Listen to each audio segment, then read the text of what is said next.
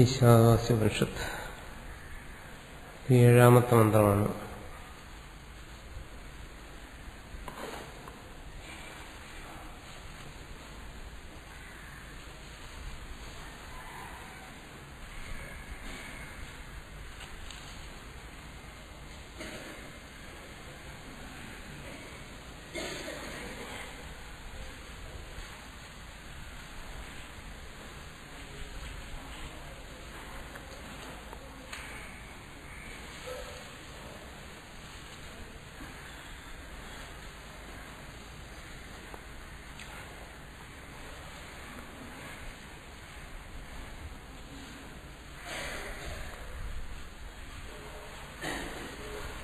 ഇവിടെ ഒരു ചോദ്യമുണ്ട്.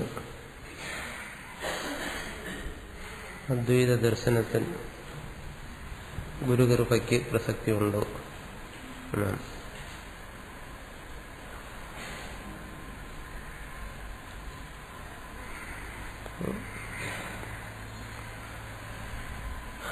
അങ്ങനൊരു സംശയത്തിന്റെ വിഷയമേ അല്ല. അദ്വൈത ദർശനത്തിൽ ഗുരുകൃപയ്ക്ക് പ്രസക്തി ഉണ്ടെന്ന് വിശേഷിച്ച് പറയേണ്ട കാര്യമില്ല.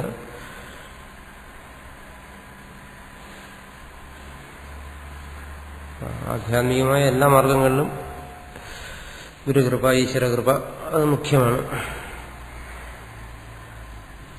സ്വപ്രയത്നം കൊണ്ടല്ല, ഗുരുകൃപ കൊണ്ടാണ് ആത്മസാക്ഷാത്കാരം ലഭിക്കുന്നതെന്ന് കേട്ടിട്ടുണ്ട്. ഇത് അദ്വൈത ദർശനപ്രകാരം സമ്മതമാണ്. അതും ശരിയാണ്. സ്വപ്രയത്നം കൊണ്ടല്ല എന്ന് പറയുമ്പോൾ അത് സ്വപ്രയത്നം ആവശ്യമില്ല എന്ന് ധരിക്കാതിരുന്നാൽ മതി. സ്വപ്രയത്നം കൊണ്ടല്ല എന്ന് പറയുമ്പോൾ സ്വപ്രയത്നം ആവശ്യമില്ല. ഗുരുകൃപ കൊണ്ട് ആത്മസാക്ഷാത്കാരം ലഭിക്കുന്നു എന്ന് ധരിക്കാതിരുന്നാൽ മതി. ഗുരുകൃപ എന്ന് പറയുന്നത് ഇവിടെ ആവശ്യമാണ്, പ്രയത്നം ആവശ്യമാണ്. ഇതെല്ലാം അദ്വൈത ദർശനത്തിൽ സമ്മതം തന്നെ. അദ്വൈതത്തിൽ ഗുരു, ശിഷ്യൻ, ഗുരുകൃപ ഇതിനൊന്നിനെയും ഒരിടത്തും നിഷേധിക്കുന്നില്ല. പിന്നെ ഗുരുർനയോ ശിഷ്യ എന്നെല്ലാം പറയുന്നത് അത് അദ്വൈത ബോധം അതിനെ ഉണ്ടാക്കാൻ വേണ്ടിയിട്ടാണ്. അദ്വൈതം ഉപദേശിക്കുന്ന ഗുരുവാണ്. അദ്വൈതം മനസ്സിലാക്കണമെങ്കിലും ഗുരു വേണം. ഗുരുവിനെ നിഷേധിക്കുന്ന ഒരു ഭാഗം, ഗുരുകൃപയെ നിഷേധിക്കുന്ന ഭാഗം ഒരിടത്തും അദ്വൈതത്തിലില്ല. പിന്നെ അതിൽ വരുന്നത് ഗുരുകൃപ, ഗുരുകാരുണ്യം എന്നെല്ലാം പറയുന്നത് നമ്മൾ എങ്ങനെയാണോ ധരിക്കുന്നത് അതതിന്റെ വാസ്തവമായിരിക്കണമെന്നില്ല.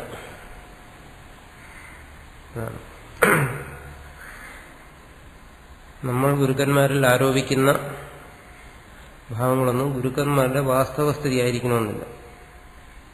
ആ ഭാഗങ്ങളാണ് മനസ്സിലാക്കേണ്ടത്. അല്ലാതെ പൊതുവെ പറഞ്ഞു വരുന്ന ഗുരുകൃപ, ഗുരു കാരുണ്യം എന്നെല്ലാം പറയുന്നതിന് ഇവിടെ ഒരിടത്തും നിഷേധിക്കുന്നില്ല.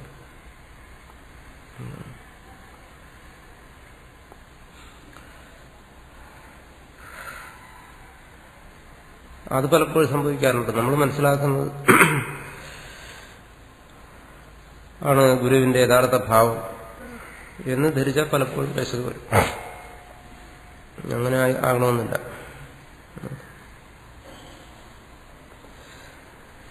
അതായത് അത് തിരിച്ചറിയുക എന്ന് പറയുന്നത് എളുപ്പമല്ല.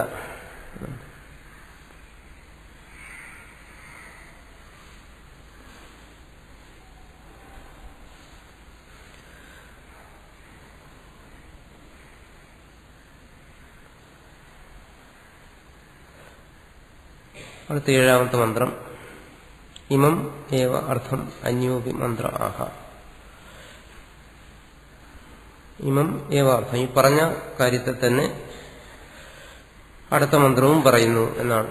എന്ന് പറഞ്ഞാൽ മുമ്പ് പറഞ്ഞതുപോലെ വിഷയം ദുർഗ്രഹമാണ്. അതുകൊണ്ട് തന്നെ പല രീതിയിൽ ആവർത്തിച്ച് പറയേണ്ടി വരുന്നു. അതുകൊണ്ട് വീണ്ടും മന്ത്രം അല്ലെങ്കിൽ ഋഷി ആ പറഞ്ഞ വിഷയത്തെ വീണ്ടും വിശദീകരിക്കുകയാണ് എന്നാണ് അടുത്ത മതം.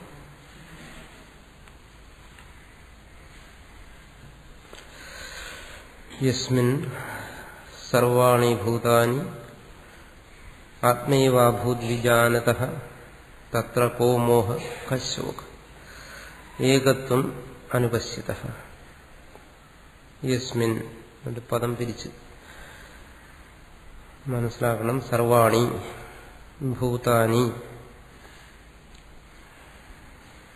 ആത്മാ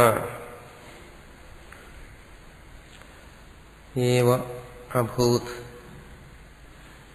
വിജാനതഃ തത്ര കഹ മോഹഃ കഹ ശോകഃ ഏകത്വം അനുപശ്യതഃ. ഞാൻ വായിക്കാം. യസ്മിൻ സർവാണി ഭൂതാനി ആത്മൈവാഭൂദ്വിജാനതഃ തത്ര കോ മോഹ കശോക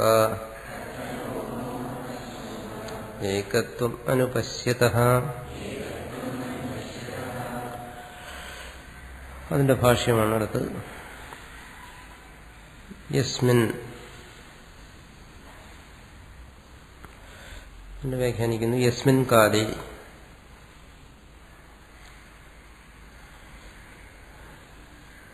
ഏതൊരു കാലത്തിലാണോ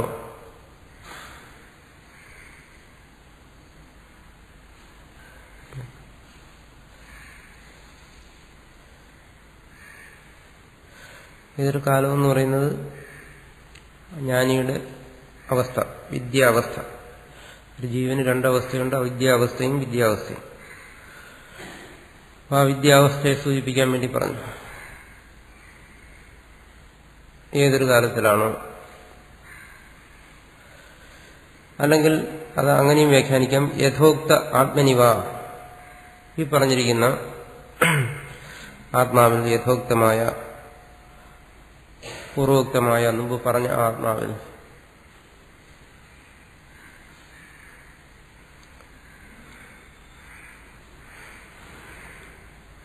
യസ്മിൻ താന്യേവ ഭൂതാനി സർവാണി പരമാർത്ഥ ആത്മദർശനാത് ആത്മാ ഇവ അഭൂത്.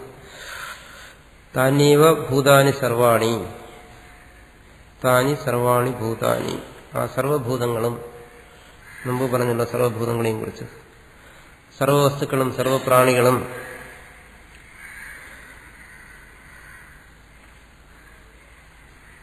ആത്മാ ഏവ അഭൂത്, ആത്മാവായി തന്നെ തീർന്നു. എവിടെ? ഏതൊരാത്മാവിലാണോ എല്ലാ വസ്തുക്കളും ആത്മാവായി തീർന്നത് എന്ന് പറഞ്ഞാൽ പറയുന്നു പരമാർത്ഥ ആത്മദർശന, പരമാർത്ഥ ആത്മ, ആത്മാവിന്റെ യഥാർത്ഥ സ്വരൂപം, അതിന്റെ ദർശന, ജ്ഞാനം കൊണ്ട് ആത്മാവ് പരമാർത്ഥത്തിൽ എന്താണ്, താൻ പരമാർത്ഥത്തിൽ ആരാണ് എന്നുള്ള ജ്ഞാനം കൊണ്ട് സർവഭൂതങ്ങളും ഏതൊരാത്മാവിലാണോ താൻ തന്നെയായി മാറിയത്, ആത്മാ ഏവ അഭൂത്, താൻ തന്നെയായി മാറി. ആത്മാ ഏവ സമൃദ്ധ, അതിനെ വ്യാഖ്യാനിക്കുന്നു. ആത്മാവായി തന്നെ തീർന്നു, തന്റെ സ്വരൂപമായി തന്നെ തീർന്നു. സർവപ്രാണികൾ തന്നിൽ നിന്ന് അന്യമായിട്ട് ഒന്നുമില്ല, സർവാത്മഭാവം. അങ്ങനെ ആയിത്തീർന്നാൽ സമൃദ്ധ ആയിത്തീർന്നു, എല്ലാം ആത്മാവായി തന്നെ തീർന്നു. സർവത്തെയും താനായി തന്നെ കാണുന്നു, തന്നെ തന്റെ യഥാർത്ഥ സ്വരൂപത്തിൽ, പരമാത്മ സ്വരൂപത്തിലും കാണുന്നു.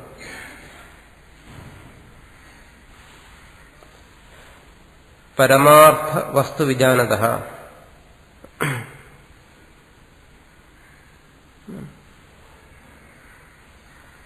പരമാർത്ഥ വസ്തു ഇതിനെ അറിയുന്നു. അങ്ങനെ അറിയുന്നതുകൊണ്ട്, ആ പരമാർത്ഥ വസ്തുജ്ഞാനം ഉള്ളതുകൊണ്ട്, ഈശ്വരജ്ഞാനം ഉള്ളതുകൊണ്ട് തത്ര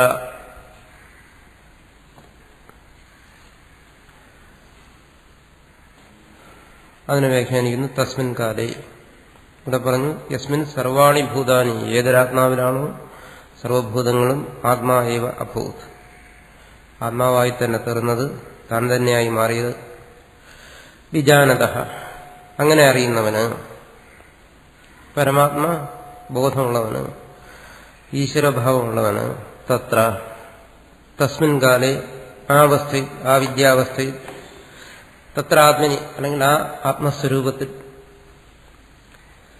തസ്മിൻ കാലേ തത്ര ആത്മനിവ രണ്ടു തരത്തിലും വ്യാഖ്യാനിക്കാം. ആ പരമാത്മസ്വരൂപത്തിൽ കോ മോഹ, എന്ത് മോഹം, കശോക, എന്ത് ശോകം, മോഹവും ശോകവുമൊന്നുമില്ല. മോഹം അവിവേകം അതവിടെ ഇല്ല, ശോകവുമില്ല. ശോകം ദുഃഖം അതിന് കാരണം അവിവേകമാണ്, വിവേകമില്ലായ്മയാണ് ദുഃഖത്തിന് കാരണം. അവിവേകം കൊണ്ട് ദുഷ്പ്രവൃത്തി ഉണ്ടാകുന്നു, ദുഷ്കർമ്മം, പാപകർമ്മം. പാപകർമ്മത്തിന്റെ ഫലമാണ് ശോകം, ദുഃഖം.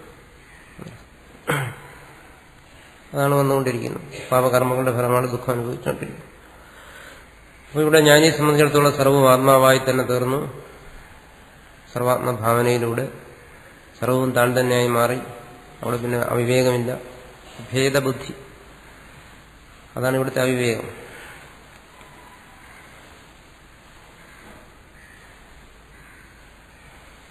ആ ഭേദബുദ്ധി നശിച്ചു, മോഹം നശിച്ചു, അതുകൊണ്ട് ദുഃഖമില്ല എന്നാണ്. അതിനെ വിശദീകരിക്കുന്നു. ശോകശ്ച മോഹശ്ച കാമകർമ്മ ബീജം അജാനതഃ ഭവതി. അജാനതഃ, അജ്ഞാനിക്കാണ് ഇത് സംഭവിക്കുന്നത്, അറിവില്ലാത്തവൻ, ആത്മബോധമില്ലാത്തവനാണ് എന്ത് വരുന്നത്, ശോകവും മോഹവും സംഭവിക്കുന്നത്. അവിവേകം അതുകൊണ്ടുണ്ടാകുന്ന ശോകങ്ങളെല്ലാം. ഇതിനെല്ലാം കാരണമായിരിക്കുന്നത് എന്ത്, കാമകർമ്മം. ഇത് കാമകർമ്മങ്ങളാകുന്ന ബീജത്തോടു കൂടിയതാണ്. കാമവും കർമ്മവുമാകുന്ന ബീജത്തോടു കൂടിയതാണ്. കാമം ദുരാഗ്രഹം, ദുരാഗ്രഹത്തിൽ നിന്ന് കർമ്മം ഉണ്ടാകുന്നു, പ്രവൃത്തി ഉണ്ടാകുന്നു. ആ പ്രവൃത്തിയിൽ നിന്ന് ശോകമോഹങ്ങളുണ്ടാകുന്നു. അതിങ്ങനെ പരസ്പരം ബന്ധപ്പെട്ടിരിക്കുന്നു. കാമകർമ്മങ്ങളാണ് സർവശോകത്തിനും കാരണമായിരിക്കുന്നത്. അതിവിടെ പ്രത്യേകിച്ചും പറയുന്നത് കർമ്മത്തെ. കർമ്മങ്ങൾ ശോകത്തിന് കാരണമായിരിക്കുന്നു. അത് മോഹമുള്ളവനെ കർമ്മം അനുഷ്ഠിക്കാനും കഴിയും. ഭേദബുദ്ധിയാണ് കർമ്മത്തിന് പ്രേരിപ്പിക്കുന്നത്. താൻ കർത്താവാണ്, തന്നിൽ പ്രവൃത്തിയുണ്ട്, ആ പ്രവൃത്തിക്ക് ഇങ്ങനെ ഉള്ള ഫലമുണ്ട്, ഇത്തരത്തിലുള്ള ഭേദബുദ്ധി. ആ ഭേദബുദ്ധി കൊണ്ട് എനിക്ക് കർമ്മം ചെയ്യണം, അതിന്റെ ഫലത്തെ നേടണമെന്നുള്ള ആഗ്രഹം ഉണ്ടാവും.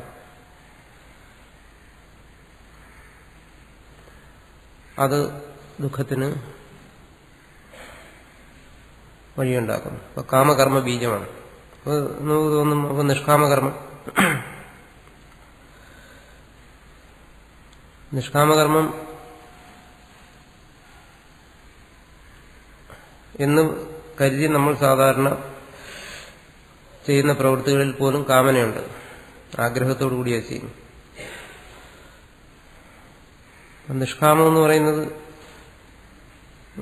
അങ്ങനെ പറച്ചിലുണ്ടെങ്കിലും അങ്ങനെ ഒരു ഭാവം വരിക പ്രയാസമാണ്. എന്തുകൊണ്ട്? കർമ്മത്തിന് പ്രേരിപ്പിക്കുന്ന തന്നെ കാമമാണ്. കർമ്മത്തിന് കാമം പ്രേരിപ്പിക്കുമ്പോൾ കാമപ്രേരിതമായ കർമ്മം, കാമം ഉള്ളിലിരിക്കുമ്പോൾ അങ്ങനെ നിഷ്കാമമായി അനുഷ്ഠിക്കാൻ പറ്റും? എളുപ്പമല്ല, അത് അസാധ്യവുമല്ല, പക്ഷെ എളുപ്പമല്ല. കാരണം കാമത്തിന് പ്രേരകമായിരിക്കുന്നത്, കർമ്മത്തിന് പ്രേരകമായിരിക്കുന്നത്, അതിന്റെ ബീജമായിരിക്കുന്നതിന് കാമമാണ്. ആ കാമപ്രേരിതമായി ചെയ്യുന്ന ഒരു കർമ്മം പിന്നെ കാമത്തെ ഒഴിവാക്കി എങ്ങനെ ചെയ്യാൻ പറ്റും? അത് വളരെ പ്രയാസമാണ്. അത് മനസ്സിലാക്കാൻ അങ്ങനെ ആ കർമ്മത്തിന്റെ ഫലത്തിൽ ആഗ്രഹമില്ലാതെ ഒരാൾ പ്രവർത്തിക്കുന്നു എന്ന് പറഞ്ഞാലും കർമ്മത്തിന്റെ ഫലങ്ങൾ അയാളെ അലട്ടുന്നു എന്ന് നമുക്ക് കാണാൻ പറ്റും. നമ്മളെ തന്നെ കർമ്മത്തിന്റെ ഫലം, അനുകൂല പ്രതികൂല ഭാവങ്ങൾ കർമ്മം ചെയ്യുന്നവനെ അസ്വസ്ഥനാക്കുന്നുണ്ട്. നിഷ്കാമകർമ്മം എന്നുള്ള ഭംഗി വാക്ക് നമ്മൾ ഉപയോഗിക്കുമെങ്കിലും ഫലത്തിൽ അങ്ങനെയല്ല കാണാം. ഏത് പ്രവൃത്തി ചെയ്താലും അതിന്റെ അനുകൂല പ്രതികൂല ഭാവങ്ങളെക്കുറിച്ച് ചിന്തിക്കുകയും, നിഷ്കാമെന്ന് പറഞ്ഞാൽ അനുകൂലമായി വരുമ്പോൾ സന്തോഷിക്കുകയും പ്രതികൂലമായി വരുമ്പോൾ ദുഃഖിക്കുകയും അല്ലെങ്കിൽ അസ്വസ്ഥനാകുകയും ഒക്കെ ചെയ്യാറുണ്ട് സർവ്വരും പ്രവർത്തിക്കുന്നവർ. നിഷ്കാമ കർമ്മം അനുഷ്ഠിക്കുന്ന സ്വാമിമാരുൾപ്പെടെ. എന്തുകൊണ്ടങ്ങനെ സംഭവിക്കുന്നു? കാരണം കർമ്മത്തിന് ബീജമായിരിക്കുന്നത്, അതിനെ പ്രേരിപ്പിക്കുന്നതിന് കാമമാണ്, ആഗ്രഹമാണ്. അതില്ലാതെ കർമ്മമില്ല. അപ്പോൾ അതോട് ചേർന്നേ കർമ്മത്തിന് ഇരിക്കാൻ പറ്റൂ. അങ്ങനെയുള്ള കർമ്മം അനുഷ്ഠിക്കുമ്പോൾ നമ്മൾ നിഷ്കാമം എന്നുള്ളൊരു ശബ്ദം പ്രയോഗിച്ചാലും ഒരിക്കലും കർമ്മം നിഷ്കാമമാകത്തില്ല. അതുകൊണ്ടാണ് ശ്രുതിയിലും മറ്റും കർമ്മത്തെ തിരിച്ച് വിഭജിച്ച് കാമ്യം, നിഷിദ്ധം, നിത്യം, നൈമിത്തികം എന്നിങ്ങനെ തിരിച്ചിട്ട് പറഞ്ഞു. അങ്ങനെ കർമ്മം അനുഷ്ഠിക്കുന്നെങ്കിലും സകാമ കർമ്മങ്ങൾ അനുഷ്ഠിക്കാതിരിക്കുക. അതായത് കൂടുതൽ കാമനയുള്ളൂ. സകാമം എന്ന് പറയുമ്പോൾ അത്രയേ ഉള്ളൂ. കൂടുതൽ കാമനകൾ ഉള്ള കർമ്മങ്ങൾ അനുഷ്ഠിക്കാതിരിക്കുക. നിഷിദ്ധമായ കർമ്മം അനുഷ്ഠിക്കാൻ പാടില്ല എന്ന് പ്രത്യേകിച്ച് പറയേണ്ട കാര്യമില്ല. അത് രണ്ടും പോയി കഴിഞ്ഞാൽ പിന്നെ വരുന്നത് നിത്യനൈമിത്യ കർമ്മങ്ങൾ. അതായത് സ്വാർത്ഥമായ വ്യക്തിപരമായ ഫലങ്ങൾ കൊടുക്കാത്ത കർമ്മങ്ങൾ. ഒരു പ്രവൃത്തി ചെയ്യണം, അതിനുവേണ്ടി ചെയ്യുന്ന കർമ്മങ്ങൾ, അതിന് തന്റേതായിട്ടുള്ള ഒന്നും നേടാനില്ല, അങ്ങനെയുള്ള കർമ്മങ്ങൾ, ആ കർമ്മങ്ങൾ മാത്രം അനുഷ്ഠിക്കാൻ പറയുന്നു.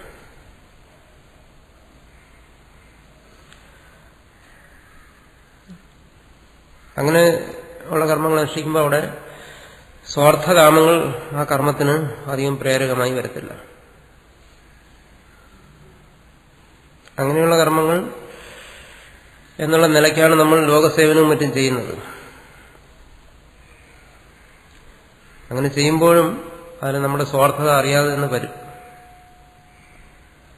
എന്തുകൊണ്ട്? ലോകസേവനം എന്ന് പറയുന്നതിന് ഒരു കാമനയാണ്. അങ്ങനെ ഒരു കാമന ഉള്ളിൽ വരുമ്പം അതും കാമ്യകർമ്മമായി മാറും.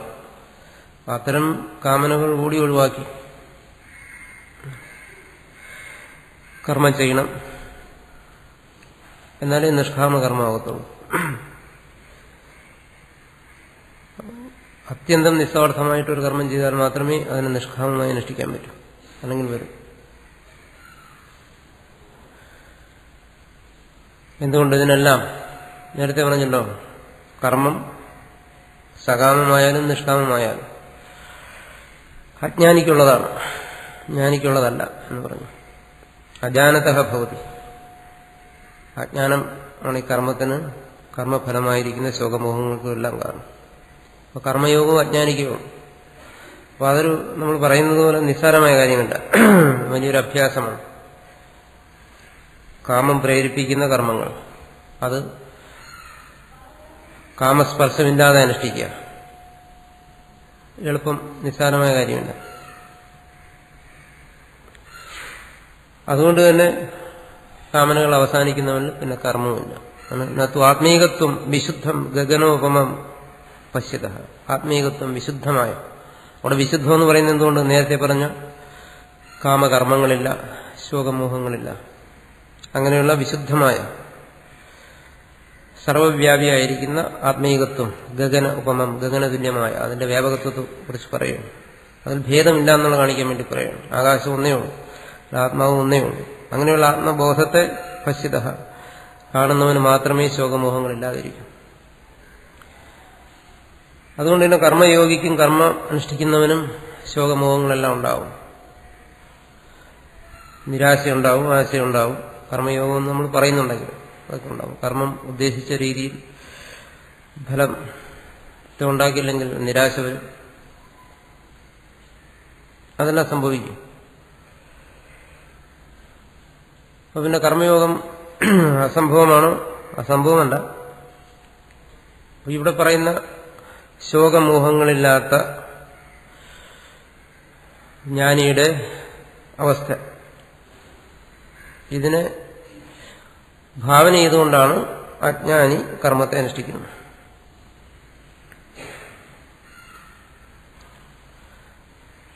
കാരണം ഇത് രണ്ട് തലം, ഒന്ന് വിദ്യാവസ്ഥ, മറ്റൊന്ന് അവിദ്യാവസ്ഥ. വിദ്യാവസ്ഥയിൽ ശോകമോഹങ്ങളൊന്നുമില്ല എന്ന് പറയുന്നു. ഇത് പറയുന്ന ആരോട്? വിദ്വാനോട് പറയേണ്ട ആവശ്യമില്ല. ശോകമോഹങ്ങളൊന്നുമില്ല എന്നൊരവസ്ഥ അയാളെ ബോധ്യപ്പെടുത്തേണ്ട കാര്യമില്ല. പിന്നെ അജ്ഞനോടായിരിക്കും ഉപദേശിക്കുന്നത്. അപ്പൊ അജ്ഞനോട് ഇത് ഉപദേശിക്കുന്നതുകൊണ്ട് എന്താ പ്രയോജനം? അജ്ഞൻ ശോകമോഹങ്ങൾക്ക് അടിമപ്പെട്ടിരിക്കുന്നവനാണ്. അവൻ ഈ പറയുന്ന ശോകമോഹരഹിതമായ ഒരവസ്ഥ ഇല്ല. അപ്പൊ ഈ ഉപദേശത്തിന്റെ പ്രസക്തി എന്താണ്? ശ്രുതി പറയുന്നു ശോകമോഹങ്ങളില്ലാതെ, കാമകർമ്മങ്ങളില്ലാത്ത ഒരവസ്ഥയെക്കുറിച്ച് പറയുന്നത് കൊണ്ട് അജ്ഞൻ ഇതുകൊണ്ട് എന്താണ് പ്രയോജനം? അതിന് പറയുന്നത് അജ്ഞൻ ഈ ഒരു അവസ്ഥയെ ഭാവന ചെയ്യാൻ വേണ്ടിയിട്ടാണ്. അജ്ഞന്റെ അനുഭവത്തിലില്ല, പക്ഷെ അജ്ഞൻ ഇങ്ങനെ ഒരു അവസ്ഥയെ തന്റെ ഭാവനയിലൂടെ കാണാം. ശോകമോഹങ്ങളില്ലാത്ത ഒരവസ്ഥ, കാമകർമ്മങ്ങളില്ലാത്ത ഒരവസ്ഥ. വസ്തുതയിലല്ല, അനുഭവത്തിലല്ല, കേവലം ഭാവനയിൽ. നമ്മൾ സ്വർഗത്തെയും നരകത്തെയൊക്കെ ഭാവന ചെയ്ത് കാണുന്നത് പോലെ അങ്ങനെ ഒരു ഭാവനയിൽ ആ ഒരവസ്ഥയെ കണ്ടിട്ട്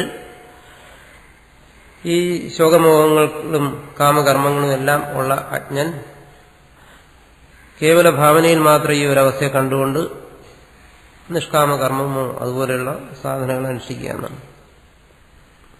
അതിനു വേണ്ടിയിട്ടാണ് ഈ ജ്ഞാനിയുടെ അവസ്ഥ അല്ലെങ്കിൽ ഈ വിദ്യാവസ്ഥയെല്ലാം ഇങ്ങനെ മന്ത്രങ്ങളിൽ വിശദീകരിക്കുന്നതെന്നാണ് ആചാര്യസ്വാമികൾ പലയിടത്തും പറയുന്നത്. ആണെങ്കിൽ പിന്നെ ഇത് നിഷ്പ്രയോജനമായി വരും. കാരണം ഈ വിദ്യാവസ്ഥ വിദ്വാന് ഇത് പറഞ്ഞിട്ട് കാര്യമില്ല, പ്രയോജനമില്ല. അവിദ്വാന് ഇതൊരിക്കലും പ്രായോഗികവും ആകുന്നില്ല. പിന്നെ ഈ വിശദീകരണം കൊണ്ട് ആർക്കും പ്രയോജനമില്ലാതെ ഇരുന്നു. അങ്ങനെയല്ല, ഇതുകൊണ്ട് പ്രയോജനം വരുന്ന വിദ്വാനല്ല, അവിദ്വാന് തന്നെയാണ്. ഇങ്ങനെ ഒരു അവസ്ഥ ഉണ്ട് എന്ന് അയാൾ അറിയും, അവിടെ ഭാവനയിൽ കാണുന്നു, എന്നിട്ട് അയാൾ പ്രവർത്തിക്കുന്നു. അപ്പൊ അങ്ങനെ ഒരു ശോകമോഹങ്ങളില്ലാത്ത ഒരവസ്ഥ തനിക്കും വന്നു ചേരണം. അതാണ് മുമുക്ഷുത്വം, മോക്ഷേച്ഛ. ആ മോക്ഷേച്ഛയോടുകൂടി അയാൾ പ്രവർത്തിക്കുന്നു എന്നാണ്. അതിനു വേണ്ടിയിട്ട് തന്നെ വിശദീകരിക്കുകയാണ്. കോ മോഹ കശോക ഇതി ശോകമോഹയോർ അവിദ്യാകാര്യോർ സംക്ഷേപേണ ആക്ഷേപേണ അസംഭവ പ്രദർശന സകാരണസ്യ സംസാരസ്യ അത്യന്തമേവ ഉച്ഛേദ പ്രദർശിതോ ഭവതി.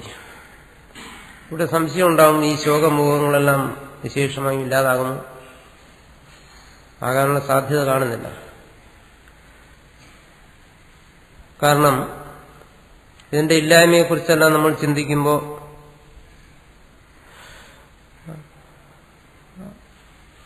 അല്പസമയത്തേക്ക് നമ്മുടെ മനസ്സിൽ നിന്നും ഇത് ഇല്ലാതാകും, പക്ഷെ വീണ്ടും ഇത് വന്നു ചേരുന്നു. ഇനി വളരെ അഭ്യാസം എല്ലാം നടത്തി ഒരാൾ സമാധിയിൽ ഇരുന്നിരിക്കട്ടെ, സമാധി അവസ്ഥയെ പ്രാപിച്ചു, അവിടെ നിന്നും തിരിച്ചു വന്നാൽ വീണ്ടും വരുന്നു ശോകമോഹങ്ങൾ. സമാധി അവസ്ഥ എത്തിയവന് പോലും വളർന്നു വരുമ്പോൾ വീണ്ടും ശോകമോഹങ്ങൾ വരും. എല്ലാം മറന്നിരിക്കുന്ന സുഷുപ്തി, മൂർച്ഛ, ഈ അവസ്ഥകളിലെല്ലാം ശോകമോഹങ്ങൾ ഇല്ലാതിരിക്കുന്നു, പക്ഷെ വീണ്ടും വളർന്നു വരുമ്പോൾ വീണ്ടും വരുന്നു. അപ്പൊ ഇതിന്റെ അത്യന്തമായ ഉച്ഛേദം, നാശം, ഇത് സാധ്യമാണ് എന്നാണ്. അതുമാത്രമല്ല, ശോകമോഹങ്ങൾ മഹാത്മാക്കളില്ല എന്ന് പറയുന്നു. നമ്മൾ മഹാത്മാക്കളെ കാണുമ്പോൾ അവരിലും കാണുന്നു ശോകമോഹങ്ങൾ. അവർ സന്തോഷിക്കുന്നതായിട്ടും വ്യാസന്റെയും വസിഷ്ഠന്റെയും ഒക്കെ ചരിത്രങ്ങൾ വായിക്കുമ്പോൾ അവർ സന്തോഷിച്ചതായിട്ടും ദുഃഖിച്ചതായിട്ടും എല്ലാം കാണുന്നു. അപ്പോൾ പിന്നെ ഇതിന്റെ അത്യന്തമായ നാശം, ആത്യന്തിക നാശം അത് സംഭവിക്കുമോ? പറയുന്നു അത് സംഭവിക്കും. അതാണ് ഈ മന്ത്രം പറയുന്നതെന്നാണ്. ആത്യന്തികമായ നാശം സംഭവിക്കുന്നുണ്ട്. കോ മോഹ കാശോകൈരി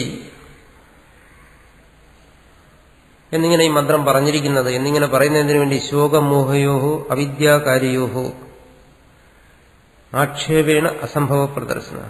ഈ ശോകമോഹങ്ങൾ എന്തുകൊണ്ട് നിശേഷം നശിക്കുന്നു, എന്തുകൊണ്ടില്ലാതെയാകുന്നു? അവിദ്യാകാര്യോഹോ, അതിന് സമാനം പറയുന്നത് അവിദ്യാകാര്യമായതുകൊണ്ടാണ് അത് നശിക്കുന്നത്. അവിദ്യാകാര്യമാണെന്ന് അറിഞ്ഞാൽ അത് നശിക്കും. വെളിച്ചം കൊണ്ട് മാത്രമേ ഇരുട്ട് നശിക്കത്തുള്ളൂ. വെളിച്ചം കൊണ്ട് എന്തുകൊണ്ട് ഇരുട്ട് നശിക്കുന്നു? കാരണം ഇരുട്ടെന്ന് പറയുന്നത് വാസ്തവത്തിലുള്ള ഒരു വസ്തുവല്ല. വെളിച്ചം വരുമ്പോൾ ആ ഇരുട്ടത്തിരിക്കുന്ന പദാർത്ഥങ്ങൾ അത് നശിക്കുന്നു, അത് നശിക്കുന്നില്ല. വെളിച്ചം കൊണ്ടുവരുന്നു. ഇരുട്ടത്തിരിക്കുന്ന ഒരു വസ്തുവിനെ നമ്മൾ കാണുന്നു. ആ വസ്തു എന്തുകൊണ്ട് വെളിച്ചം കൊണ്ട് നശിക്കുന്നില്ല? കാരണം ആ ഇരുട്ടിനെ അപേക്ഷിച്ചതിന് വാസ്തവികത ഉണ്ട്. വാസ്തവികതയുള്ള ഒരു വസ്തുവിനെ വെളിച്ചത്തിന് നശിപ്പിക്കാൻ ഒക്കത്തില്ല. പക്ഷെ അവാസ്തവമായ ഒരു വസ്തുവിനെ, ഇല്ലാത്തതായ ഒരു വസ്തുവിനെ മാത്രമേ വെളിച്ചത്തിന് നശിപ്പിക്കാൻ പറ്റൂ. ഇരുട്ടില്ലാത്ത ഒരു വസ്തുവാണ്, സ്വതന്ത്രമായി നിലനിൽക്കുന്ന ഒരു പദാർത്ഥമല്ല, അതുകൊണ്ട് അത് നശിച്ചു പോകും. അതുകൊണ്ടിവിടെ ആചാര്യസ്വാമികൾ പറയുന്നത് ഈ ബന്ധനത്തിൽ നിന്ന് മോചനം, ഈ ശോകമോഹങ്ങളിൽ നിന്ന് മോചനം, ഇത് സംഭവിക്കണമെങ്കിൽ ഈ ബന്ധനത്തെ എന്ന് പറഞ്ഞാൽ ഈ പ്രപഞ്ചത്തെ അസത്യമായി അറിഞ്ഞാലേ അത് സംഭവിക്കത്തുള്ളൂ. അത് സ്പഷ്ടമായി പറഞ്ഞാൽ പ്രപഞ്ചം മിഥ്യയാണ് എന്ന് ബോധ്യപ്പെട്ടാൽ മാത്രമേ ജീവന് മോക്ഷമുള്ളൂ എന്നാണ് അദ്വൈതത്തിന്റെ സിദ്ധാന്തം. മറ്റെന്തെല്ലാം അറിവുണ്ടായാലും ശരി, ഈ ബന്ധനം അവിദ്യാകാര്യമാണ്, കൽപ്പിതമാണ്. നമ്മൾ മലയാള ഭാഷയിൽ പറഞ്ഞാൽ ഭ്രമമാണത് എന്നുള്ള ഒരു അറിവില്ലാതെ മോക്ഷം, മോചനം എന്ന് പറയുന്നത് ഒരു തരത്തിലും സംഭവിക്കത്തില്ലെന്നാണ്. എന്തുകൊണ്ട്? ഇത് സത്യമായിട്ടാണ് അനുഭവപ്പെട്ടുകൊണ്ടിരിക്കുന്നത്. ഇത് സത്യമാണ് എന്ന് കരുതുന്നവനെ സംബന്ധിച്ചിടത്തോളം പ്രപഞ്ചം സത്യമാണ്, ബന്ധസത്യമാണ്, ശോകമോഹാദികളൊക്കെ സത്യം. പ്രപഞ്ച സത്യം എന്ന് പറഞ്ഞാൽ ഇതെല്ലാം സത്യമായി വരും. സത്യമാണെന്നാണ് നിങ്ങളുടെ അനുഭവമെങ്കിൽ ആ അനുഭവം ഇരിക്കുന്നിടത്തോളം കാലം എങ്ങനെ ഇതിൽ നിന്ന് മോചിക്കാൻ പറ്റും? ഇതെല്ലാം സത്യമായി നിൽക്കുമ്പോൾ, സുഖവും ദുഃഖവും സത്യമായിരിക്കുമ്പോൾ സത്യമായ സുഖദുഃഖങ്ങളിൽ നിന്ന് ഒരാൾക്ക് എങ്ങനെ മോചിക്കാൻ കഴിയും? സത്യത്തിൽ നിന്ന് എങ്ങനെ മോചിക്കാൻ പറ്റും? ഒരു ജീവനൊരിക്കലും സത്യത്തിൽ നിന്ന് മോചിക്കാൻ പറ്റത്തില്ല. അതുകൊണ്ട് ഇത് അസത്യമാകണം. അസത്യമാണെന്ന് പറഞ്ഞാൽ അസത്യമാണെന്നുള്ള ബോധം ഉണ്ടാകണം, വെളിച്ചം വേണം. അങ്ങനെ ഒരു വെളിച്ചം വന്നാൽ മാത്രമേ ഇതിൽ നിന്ന് മോചിക്കാൻ പറ്റൂ. അതുകൊണ്ട് ആവർത്തിച്ച് പറയും അവിദ്യാകാര്യമാണിത്.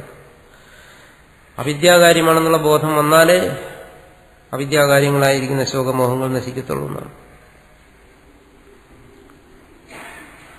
ഒരു ദർശനത്തിൽ, ഒരു തത്വശാസ്ത്രത്തിൽ ഇതെല്ലാം സത്യമാണ്, പരമാർത്ഥമാണ് എന്ന് പഠിപ്പിക്കുകയാണെങ്കിൽ അയാളുടെ മനസ്സിൽ തന്നെ സത്യമാണ്, പരമാർത്ഥമാണ് എന്നുള്ളൊരു ബോധം ആണ് ഉണ്ടാകുന്നതെങ്കിൽ ആചാര്യസ്വാമികൾ ചോദിക്കുന്നത്, അങ്ങനെ ഒരു ബോധം നിലനിൽക്കെ എങ്ങനെ അയാൾക്ക് മോചിക്കാൻ കഴിയും ഇതിൽ നിന്ന്? സത്യത്തെ എങ്ങനെ ഇല്ലാതാക്കാൻ കഴിയും? സത്യത്തെ ആർക്കെങ്ങനെ നശിപ്പിക്കാൻ കഴിയുമോ? കഴിയത്തില്ല. അപ്പോ ഇത് അസത്യമാണെന്നുള്ള ബോധം തന്നെ വരണം, അവിദ്യാകാര്യമാണെന്നുള്ള ബോധം തന്നെ വരണം. അവിദ്യാകാര്യമാണെന്നുള്ള ബോധം വരുമ്പോൾ ഇത് അവിദ്യയാണ്, അസത്യമാണ്, മിഥ്യയാണ്, ഭ്രമമാണ് എന്ന് ബോധ്യപ്പെടുന്നു. ആ ബോധമാണ് അവനെ മോചിപ്പിക്കുന്നത്. ആ ബോധം അവന് മോചനത്തെ കൊടുക്കുന്നു. അതാണ് നമ്മൾ പറഞ്ഞിരിക്കുന്നത് ആക്ഷേപേണ. കഹ എന്ന് പറയുന്ന ശബ്ദം ആക്ഷേപാർത്ഥത്തിലാണ്, നിഷേധാർത്ഥത്തിലാണ്. ആക്ഷേപം എന്ന് വെച്ചാൽ നിഷേധം. അസംഭവ പ്രദർശന, ഇത് അസംഭവമാണ്. ശോകമോഹങ്ങൾ വാസ്തവത്തിൽ ഇവിടെ സംഭവിക്കുന്നേ ഇല്ല എന്നാണ്. ഉണ്ടായിട്ട് ബോധം കൊണ്ട് നശിക്കുന്നു എന്നല്ല, ഇത് അസംഭവമാണ്, സംഭവിക്കുന്നേ ഇല്ല. അസംഭവ പ്രദർശനം. ആത്മാവിൽ ഇത് സംഭവിക്കുന്നില്ല എന്ന് പറഞ്ഞാൽ പരമാർത്ഥത്തിൽ ഇത് ഒരിക്കലും സംഭവിക്കുന്നില്ല. സംഭവിക്കുന്നില്ലെങ്കിൽ അനുഭവപ്പെടുന്നതോ എന്ന് ചോദിക്കും. സംഭവിക്കുന്നില്ലെങ്കിൽ അസംഭവമാണ്, ഇത് സംഭവിച്ചിട്ടേ ഇല്ലെന്നാണ് ശോകമോഹങ്ങൾ. ആത്മാവിന് ശോകമോഹങ്ങൾ സംഭവിച്ചിട്ടേ ഇല്ല, ത്രികാലത്തിൽ സംഭവിച്ചിട്ടില്ല എന്നാണ് ഇവിടെ പറയുന്നത്. ത്രികാലത്തിന് സംഭവിച്ചിട്ടില്ലെങ്കിൽ ഭൂതവർത്തമാന കാലത്തിൽ ഞാനിത് അനുഭവിച്ചുകൊണ്ടിരിക്കുന്നതോ എന്ന് ചോദിക്കും. അപ്പോൾ പറയുന്നത് എന്താണ്? അത് വാസ്തവത്തിൽ സംഭവിച്ചിട്ടില്ല എന്നാണ്. നിങ്ങളുടെ അനുഭവമുണ്ട്, അനുഭവിക്കുന്നത് കൊണ്ട് അത് വാസ്തവത്തിൽ സംഭവിക്കുന്നു എന്ന് കരുതണ്ട. ശരിയാണ്, അനുഭവമുണ്ട്, പക്ഷെ അത് പരമാർത്ഥമല്ല, അസംഭവ പ്രദർശനം. പരമാർത്ഥത്തിൽ സംഭവിച്ചിട്ടില്ലെങ്കിൽ ഒന്നും നിലനിൽക്കുന്നില്ല. പരമാർത്ഥത്തിൽ സംഭവിക്കാതെ നിലനിൽക്കാമോ? അങ്ങനെയാണ് നമ്മുടെ ജീവിതത്തിൽ ഒരുപാട് കാര്യങ്ങൾ നിലനിൽക്കുന്നത്. പരമാർത്ഥത്തിൽ സംഭവിക്കുന്നില്ല എന്നാൽ നിലനിൽക്കുന്നുണ്ട്, അനുഭവപ്പെടുന്നുണ്ട്. ഭ്രമ വിഷയങ്ങളെല്ലാം അങ്ങനെയാണ്. അതുകൊണ്ട് ഇത് ശോകമോഹങ്ങൾ പരമാർത്ഥത്തിൽ സംഭവിക്കുന്നില്ല, ഇത് അവിദ്യാകാര്യമാണ്, ഇത് അസംഭവമാണ് എന്നുള്ള ഒരു ബോധം. ഇത് സത്യമെന്നല്ല, സത്യം അല്ല എന്നുള്ള ബോധം. ഈ ബോധം മാത്രമേ ഇതിനെ ഇല്ലാതാക്കൂ, ശോകമോഹങ്ങളെ. ആ ഒരു ബോധം മാത്രമേ ഇതിൽ നിന്ന് ഒരു ജീവന് മോചനത്തെ കൊടുക്കുമെന്നാണ്.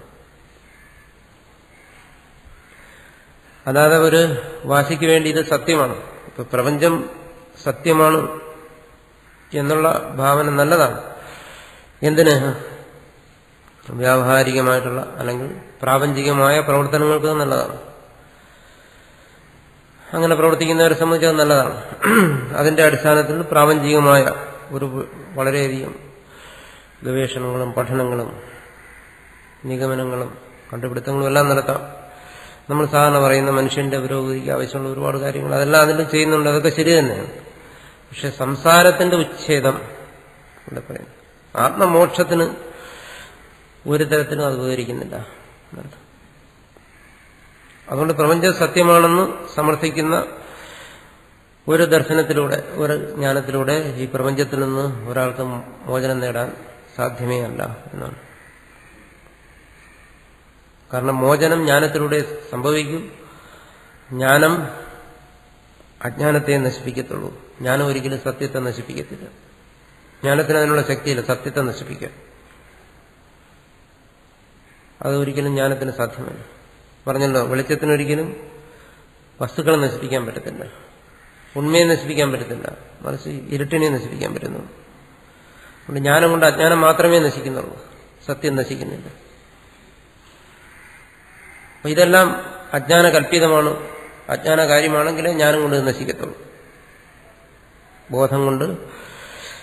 അതുകൊണ്ട് അത് ഏത് ഭാഷയിൽ പറഞ്ഞാലും ശരി, ഏത് ദർശനത്തിന്റെ ഏത് ഭാഷയിലൂടെ അവതരിപ്പിച്ചാലും ശരി, ഈ പ്രപഞ്ചം കല്പിതമാണോ, ഇത് അവിദ്യാകാര്യമാണോ എന്ന് മാത്രമേ ജീവന് മോക്ഷമുള്ളൂ എന്നാണ്. സകാരണസ്യ സംസാരസ്യ അത്യന്തമേ ഉച്യം. അതുകൊണ്ടാണ് പറഞ്ഞത് ഇതിന്റെ ആത്യന്തികമായ നാശം. നമുക്ക് അനുഭവപ്പെട്ടുകൊണ്ടിരിക്കുന്ന ഈ ശോകമോഹങ്ങളുടെ ഇതാണ് സംസാരം, സകാരണമായ സംസാരം. സംസാരത്തിന് കാരണമായിരിക്കുന്നത് അവിദ്യ, അജ്ഞാനം. അജ്ഞാനത്തോടുകൂടിയിരിക്കുന്ന ഈ സംസാരത്തിന്റെ ശോകമോഹങ്ങളാണ് സംസാരം. അതിന്റെ അത്യന്തമേ ഉച്യം, ആത്യന്തികമായ നാശം പ്രദർശിത പോയി. അതാണ് ഇവിടെ കാണിച്ചത്. അതിന് ആത്യന്തികമായ നാശം സംഭവിക്കും. എന്തുകൊണ്ട്? ഇത് സത്യം അല്ലാത്തതുകൊണ്ട്. അപ്പോൾ അതാണ് ആത്മബോധം എന്ന് പറയുന്നത്.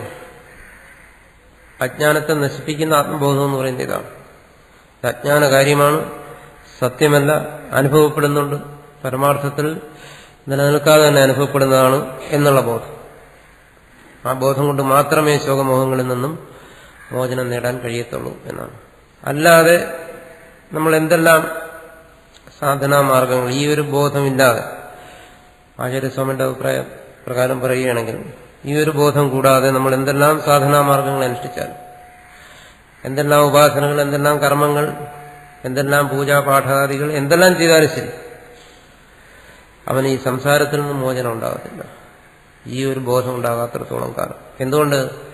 എന്തെല്ലാം അനുഷ്ഠാനങ്ങൾ ചെയ്താലും അതെല്ലാം സത്യഭാവനയോടുകൂടിയായിരിക്കും ചെയ്യുന്നത്. ഇതെല്ലാം ഉള്ളതാണെന്നുള്ള ഭാവനയോടുകൂടിയാണ് ചെയ്യുന്നത്. ഇതെല്ലാം ഉള്ളതാണെന്നുള്ള ഭാവന ഉണ്ടെങ്കിൽ ഇതവനെ ബന്ധിച്ചുകൊണ്ട് തന്നെ ഇരിക്കുന്നു. ഈ ശോകമോഹങ്ങൾ അവനെ ബന്ധിച്ചുകൊണ്ട് തന്നെ ഇരിക്കും. എങ്ങനെ മോചനം നേടും? അതിന് യുക്തിയില്ല. ഇതിന് മോചിക്കാം. മോക്ഷം എന്ന് പറയുന്നത് വെറും ഒരു കൽപ്പനയായിപ്പോയി. അദ്വൈത സിദ്ധാന്തമനുസരിച്ച് പ്രപഞ്ചം അസത്യമാണ്, മിഥ്യയാണ് എന്ന് തന്നെ സ്വീകരിക്കാത്തിടത്തോളം കാലം ഈ പ്രപഞ്ചത്തിൽ നിന്ന് മോക്ഷം എന്ന് പറയുന്നത് ഒരാൾക്ക് ഭാവന ചെയ്യാനേ സാധ്യമല്ലെന്നാണ്. മോക്ഷം അതുപോലെ തന്നെ സങ്കല്പിക്കാൻ കഴിയാത്ത ഒന്നായി തന്നെ ഇരിക്കും പ്രപഞ്ചം സത്യമാണെന്നുള്ള ഭാവന ഉള്ളിടത്തോളം കാലം. അതുകൊണ്ടിവിടെ പ്രപഞ്ചത്തിന്റെ അസത്യത്വം കർമ്മയോഗിയും ഭാവന ചെയ്യുന്നു. അല്ലെങ്കിൽ ഏത് സാധനാമാർഗത്തിൽ നിൽക്കുന്നവനായാലും ശരി, അവൻ ഈ പ്രപഞ്ചത്തിന്റെ മിഥ്യാത്വത്തെ ഭാവന ചെയ്യും. ശോകമോഹാദികൾ പരമാർത്ഥത്തിൽ നിലനിൽക്കുന്നില്ല എന്ന് ഉള്ള ബോധത്തോടുകൂടി, ഏകാത്മഭാവനയോടുകൂടി അവന്റെ പ്രവൃത്തികൾ ചെയ്യുന്നു. അങ്ങനെ ചെയ്തുകൊണ്ടിരിക്കുമ്പോൾ അവനിൽ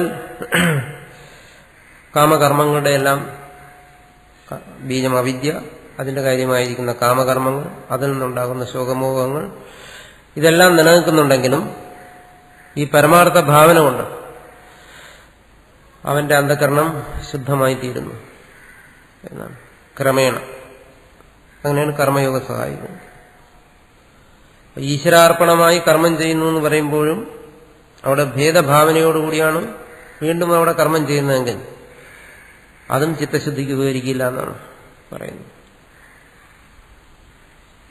ഈശ്വരാർപ്പണ ബുദ്ധിയാ കർമ്മം ചെയ്യുന്നവനും സർവാത്മഭാവമില്ലാതെ ഭേദഭാവനയോടുകൂടി അജ്ഞനായിട്ടാണ് ആ കർമ്മം വീണ്ടും തുടരുന്നത്.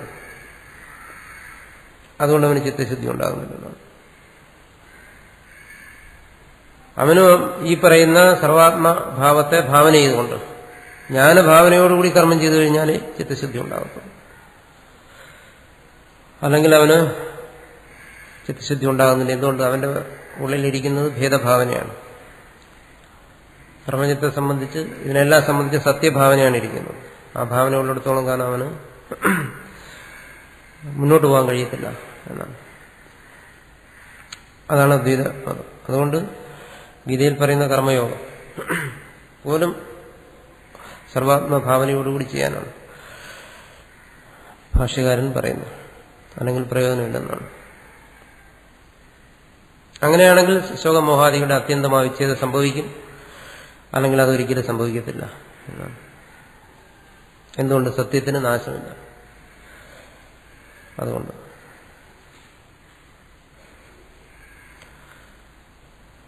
അപ്പോൾ ഇതിൽ പ്രധാനമായിരിക്കുന്നത്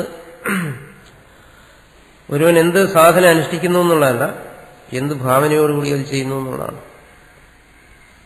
അതുകൊണ്ട് ഉപനിഷത്തില് ആവർത്തിച്ച് ആത്മസ്വരൂപത്തെ ഇങ്ങനെ വിശകലനം ചെയ്തുകൊണ്ടേയിരിക്കും. തന്റെ സ്വരൂപം എന്താണ്? കാരണം ആ സ്വരൂപ വിസ്മരണം സംഭവിക്കാതെ അവന്റെ സാധന അനുഷ്ഠിക്കാനാണ്.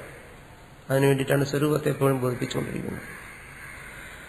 അല്ലെങ്കിൽ സ്വരൂപത്തെക്കുറിച്ചുള്ള വിപരീത ഭാവനകൾ ഉണ്ടാകാതിരിക്കാൻ എന്നാണ്.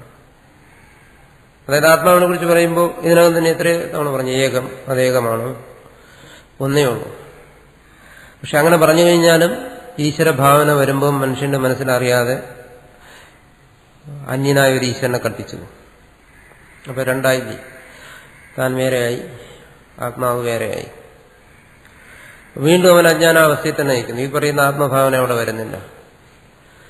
അതുകൊണ്ട് വീണ്ടും അത് വിസ്മരിക്കുന്നുണ്ട്. ആത്മവിസ്മൃതി മായ എപ്പോഴും ഉണ്ടായിക്കൊണ്ടിരിക്കുന്നു അവന്റെ മനസ്സ്. അപ്പോൾ ആത്മവിസ്മൃതി അതിന്റെ ഒഴിവാക്കുക എന്ന് പറഞ്ഞാൽ അതിന്റെ യഥാർത്ഥ ഭാവന വരും. അതിനു വേണ്ടിയിട്ട് ശ്രുതി എപ്പോഴും വീണ്ടും വീണ്ടും ആ കാര്യത്തെ ഓർമ്മിപ്പിച്ചുകൊണ്ടിരിക്കും, മറക്കാതിരിക്കും. കാരണം ഭാവന എന്ന് പറയുന്നത് മാനസിക വൃത്തിയാണ്, അന്ധകരണത്തിന്റെ പരിണാമമാണ്. മറ്റൊരു വൃത്തി അവിടെ വരുമ്പോൾ അതങ്ങ് വിട്ടുപോകും, അതില്ലാതാകും. ഒന്നിനത് സ്വയം നശിക്കും, അല്ലെങ്കിൽ മറ്റൊരു വൃത്തി വരുമ്പോൾ മുമ്പുണ്ടായിരുന്ന വൃത്തി നശിച്ചു പോകും. അതൊരു പക്ഷെ വിപരീത ഭാവനയായിരിക്കും. അപ്പം വീണ്ടും അന്ധകരണത്തിൽ ആ പൂർവ്വവൃത്തിയിലേക്ക് വരണം. അതായത് ആ സർവാത്മഭാവത്തിലേക്കും വരണം മനസ്സ്. ഇതൊക്കെ ഒരു ആത്മീയ സാധകനെ സംബന്ധിച്ച് ആവശ്യമുള്ളതാണ്.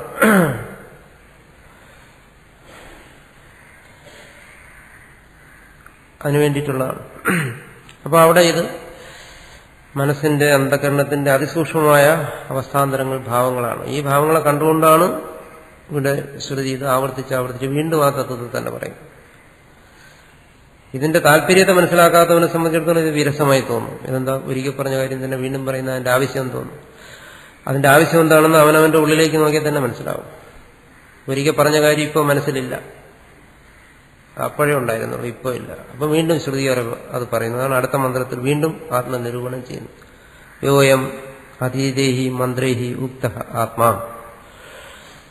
അതീതേഹി മന്ത്രേഹി കഴിഞ്ഞ മന്ത്രങ്ങളാൽ, ഉക്ത പറയപ്പെട്ട, ഉപദേശിക്കപ്പെട്ട, ശ്രുതി അല്ലെങ്കിൽ ഋഷി ഉപദേശിച്ച ആത്മാ, യോയം ആത്മാ, ആത്മാവ് സ സ്വേനരൂപേണ വീണ്ടും ആത്മാവിനെ അന്യമായി കാണുകയാണ്.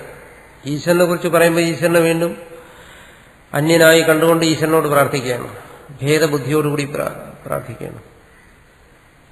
അത് വരാൻ പാടില്ല. സ്വേനരൂപേണ, സ്വസ്വരൂപത്തിൽ കിം ലക്ഷണം, എന്താണ് അതിന്റെ സ്വരൂപം? സ്വയരൂപം യഥാർത്ഥ രൂപത്തിൽ എന്താണ് അതിന്റെ സ്വരൂപം? ഇത്യാഹ എന്ന് പറയുന്നു അയം മന്ത്ര, ഈ മന്ത്രം. വീണ്ടും അത് പറയുകയാണ്. സ പര്യഗാത് ശുക്രം അകായം അംവരണം അസ്നാവിരം ശുദ്ധം അപാപവിദ്ധം കവിർ മനീഷി പരിഭൂ സ്വയംഭൂ യാഥാ തഥ്യതോ അർത്ഥാൻ വ്യദധാത് ശാശ്വതീഭ്യ സമാഭ്യ. 8ാമത്തെ മന്ത്രമാണ്. സ പര്യഗാത് ശുക്രം അകായം അവരണം അസ്നാവിരം ശുദ്ധം അപാപവിദ്ധം കവിഹി മനീഷി പരിഭൂ സ്വയംഭൂ യാഥാ തഥ്യതഃ അർത്ഥാൻ വ്യദധാത് ശാശ്വതീഭ്യഃ സമാഭ്യഃ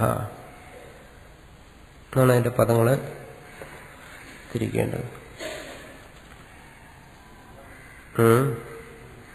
ഒരിക്കവിടെ സ പര്യഗാത് എന്നാണ്. ഇവിടെ സന്ധി വന്നിരിക്കുകയാണ്. ചേർത്തെഴുതിയിരിക്കുന്നിടത്ത് ഒരു ചകാരവും ചകാരവുമാണ്. തകാരം ചകാരമായി മാറുന്നു സന്ധി വന്നിട്ട്. അപ്പോൾ പര്യഗാത്. ശകാരം ഛകാരമായി മാറുന്നു. ശുക്രം അകായം അവ്രണം അസ്നാവിരം ശുദ്ധം അപാപവിദ്ധം കവിഹി മനീഷി പരിഭൂഃ സ്വയംഭൂഃ യാഥാ തഥ്യതഃ. ഒറ്റ പദമായിട്ട് യാഥാ തഥ്യതഃ അർത്ഥാൻ വ്യദധാത്. അവിടെയും തകാരമാണ് ച ആയിത്തിരിക്കുന്നു സന്ധി വന്നിട്ട്. ശാശ്വതീഭ്യഃ തകാരമായി മാറി. സമാഭ്യഃ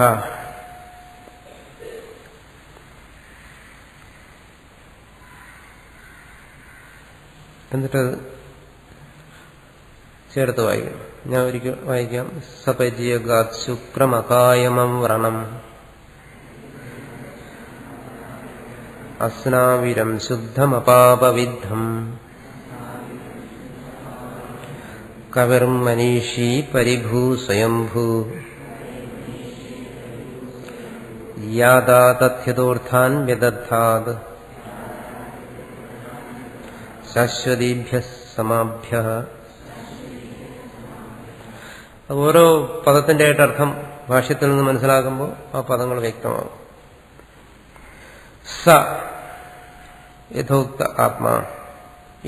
ഇതുവരെ നമ്മൾ ഈശാവാസ്യമിതം എന്ന് തുടങ്ങി പറഞ്ഞ പരമാത്മാവ് എന്താണ്? അതിന്റെ നേരത്തെ പറഞ്ഞു സ്വസ്വരൂപം എന്താണ്, അതിന്റെ യഥാർത്ഥ സ്വരൂപം എന്താണ് പറയുന്നു. പര്യഗാത്. ഒരിക്കലും അതിൽ ഭേദഭാവന വരരുത്. അതിനു വേണ്ടിയിട്ടാണ് ശ്രുതി ആവർത്തിച്ച് പറയുന്നത്. ഈശ്വരൻ എന്നുള്ള സങ്കല്പം മനസ്സിൽ വരുമ്പോൾ അതിലൊരിക്കലും ഒരു അന്യത്വ ഭാവന വരരുത്.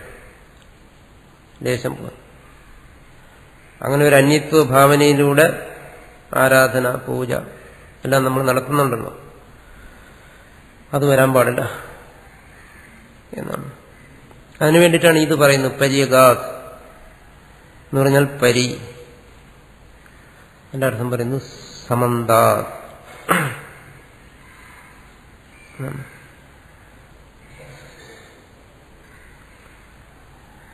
പരി സമന്താത്.